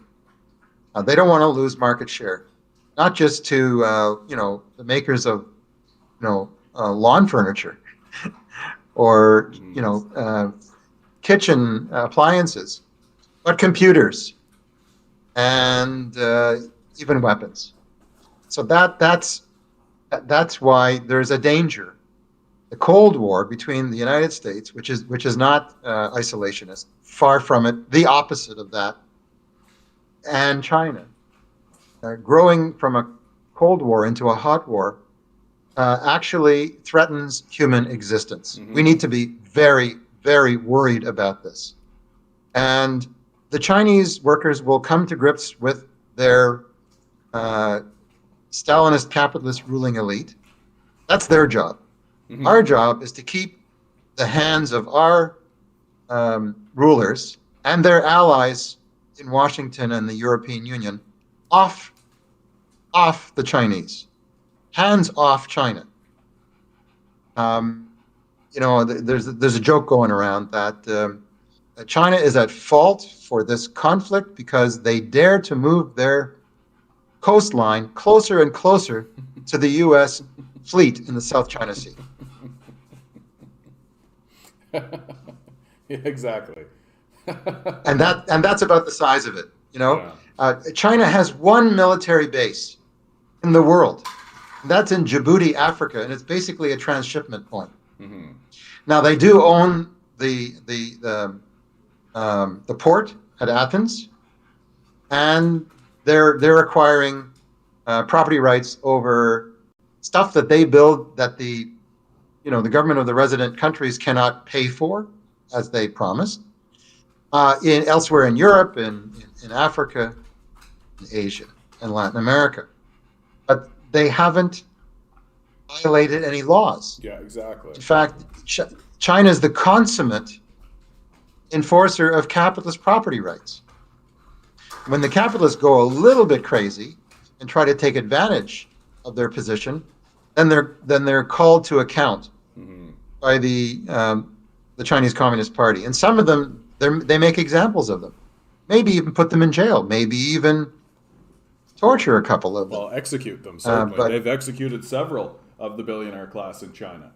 I think that's what makes China so interesting and difficult to put your finger on, because they seem to not have a kind of purity way of thinking about things, that they're opening capital markets while still maintaining state control, while still allowing capitalist enterprises to continue, but then they also have a project of redistribution, and so there's so many things going on in China that it becomes difficult. It seems very unique to China, and so it makes it difficult to analyze, because there doesn't seem to be a historical equivalent. And that's right. And why did the Chinese Stalinist leadership take this course? Well, partly because they didn't want a political revolution led by the working class that would install a genuine socialist and democratic regime to occur. So it was partly to manage that problem, and partly to manage another problem. And what is that? Well, look what happened to Russia. Yes. The Soviet Union, there was a split in the Communist Party. One wing wanted to maintain its bureaucratic rule, and the other wing wanted to basically privatize everything. Well, Yes. not everything, but a lot. Yeah. And so they held a fire sale, and they gave away the large sections of the Soviet economy to the highest bidder. And since they're dealing with, people without a lot of money, there was a real fire sale. Mm. And some of the resulting corporations succeeded, and some did not. And Russia basically fell from the second power in the world to what, third, fourth, fifth? That's what the Chinese didn't want to happen. Of course. They didn't want that to happen. And with a huge population, which is capable, if it is tightly controlled, to outproduce just about any other economy, Mm-hmm. and given that China modernized between 1949 and 1989, it was capable of carrying it off and avoiding the pitfalls of the Russian fire sale. So Barry, And that produces a competitive challenger to American domination. Sorry for going on so long. no, please. Do you believe that it is possible that America and China can coexist peacefully? Yes, if there's an American government that recognizes that there's more to be gained by partnership with the Chinese billionaires than by trying to, isolate, antagonize, and risk war with it. Yes, they can. But I'm not praying. Well, I don't pray much, but I'm not yearning for a world where basically the imperialists figure out a way to coexist with one another. I don't want war, and I don't want war. I want to overthrow the imperialist rulers everywhere. First of all, in North America, then across the rest of the world, and I want to stop their tendency to wage war on the most vulnerable and weakest peoples, and to impose death machine regimes like the one in Haiti. That's what I want to stop. So, can China and the U.S. coexist? Of course they can. Just as the Soviet Union and the United States and its European and Canadian allies coexisted for between World War II and present, pretty much. No hot wars. There were surrogate conflicts. Various theaters, but they were usually instigated by the imperialists, as in Afghanistan, for example, which has ended in ignominiously for the Western powers, particularly the United States. Well, and it's been a disaster for them on the your partner. foreign stage. So Barry, we are coming to the end of our talk here. Is there anything you'd like to say to the? I know time flies when you're having fun, right? It does, and it's always fun with you, John. Certainly interesting with me, Barry. I'll say that. Is there anything you'd like to say to the listeners? Anything you'd like to promote, or maybe just leave with, or something you feel you haven't said that you'd like to leave behind? Yeah. What do I have? A couple of minutes to do that? Oh, sure, dude. Okay. Well, I would. First of all, I'd like to encourage your listeners to check out Socialist Action. I'm the federal secretary, so I'm a shameless promoter of my party. I'll put that up on the it's screen growing. too, Barry. This is the website socialistaction.ca. That's the one. We have a number of media through which we do outreach, through which we try to spread the good word. One is called the Red Review. It's a monthly, sometimes twice a month. And I think a new edition is going to appear on Tuesday because Daniel, who is the producer, Daniel and Emily, who are the producers of the Red Review, will be interviewing Mackenzie Thomason, who is the leader of the New Brunswick NDP and a member of the NDP Socialist Caucus and Socialist Action, who's going to talk about the recent mass strike of the public service in New Brunswick. So that's going to be really interesting. That is going to be very That struggle is not over. Yeah. So that's a feature of the next edition of the Red Review. But you can see all the past editions. We also have Socialist Action webcasts. We're taking a break now. We've done about 130 of those since March 2020.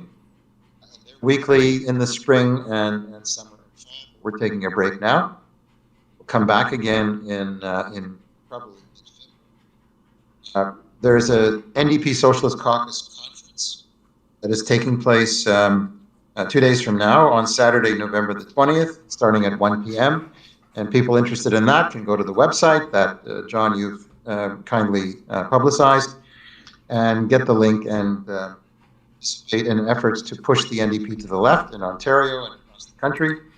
We're also working to organize socialist candidates in the next municipal elections, Toronto, Peel, and other cities across southern Ontario and in Vancouver and places in between.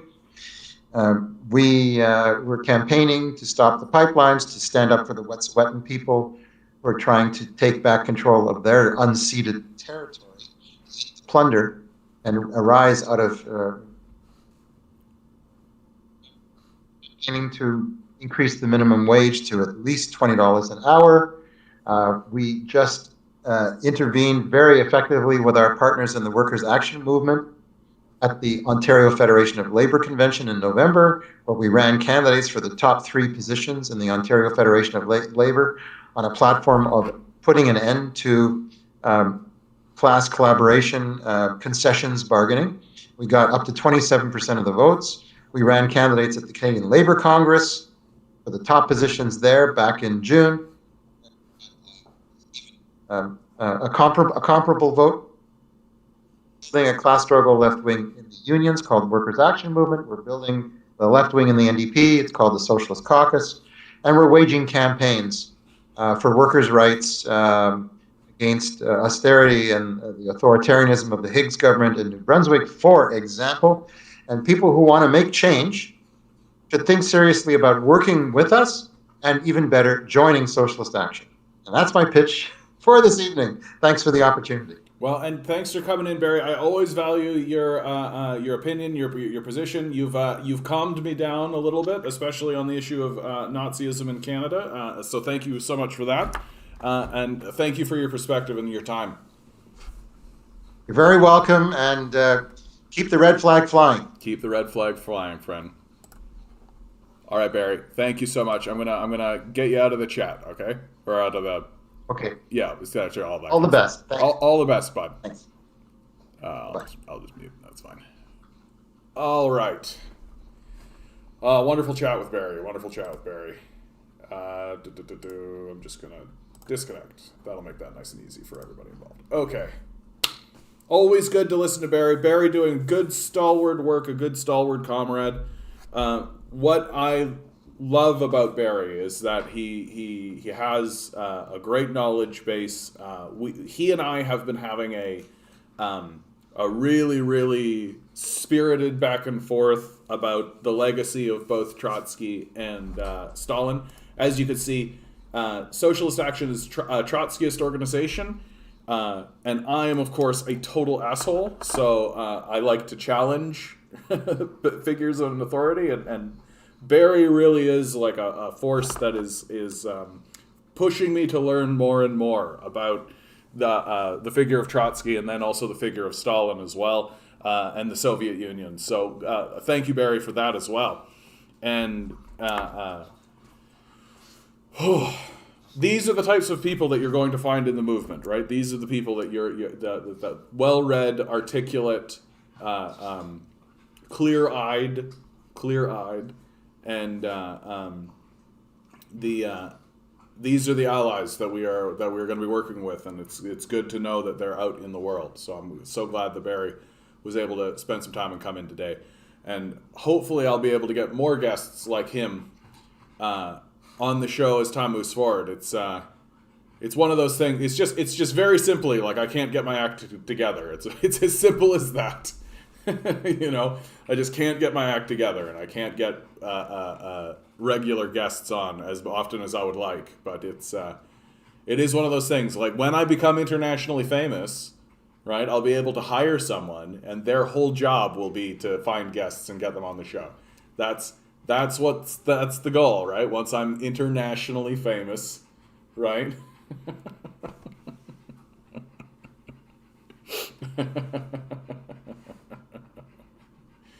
Well, in the dwindling minutes of the program, I'd like to thank each and every one of you for being here.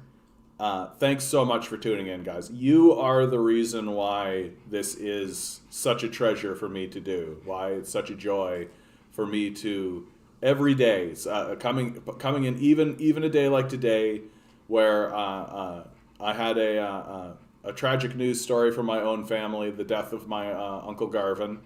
May he rest in peace. Where I didn't necessarily want to do it. I was just feeling really grumpy about it. But every single day, you guys always make it absolutely worthwhile. And I'm so thankful that people are always here and people are always listening. And it tells me that there's a hunger for what I'm doing. There's a hunger for socialist movement, a real socialist movement. And I hope that I can facilitate the growth of knowledge, but also the growth of organization, because that's truly what it comes down to. That hopefully at some point in the future I'll be able to get other organizations, because there are other organizations, Fight Back, Marxist.ca, these sorts of places, and find a way to get all of these groups in the same room at the same time, moving forward on the same ideas. Wouldn't that be a treasure? Wouldn't that be fun? If all of us could actually move forward together. And the entire time I'm talking to Barry, Milo is, of course, losing his little puggy mind. Yes, aren't you losing your little puggy mind, buddy? You have peanut butter. What are you whining about? It's because he wants love and cuddles. That's what he wants. That's what he wants.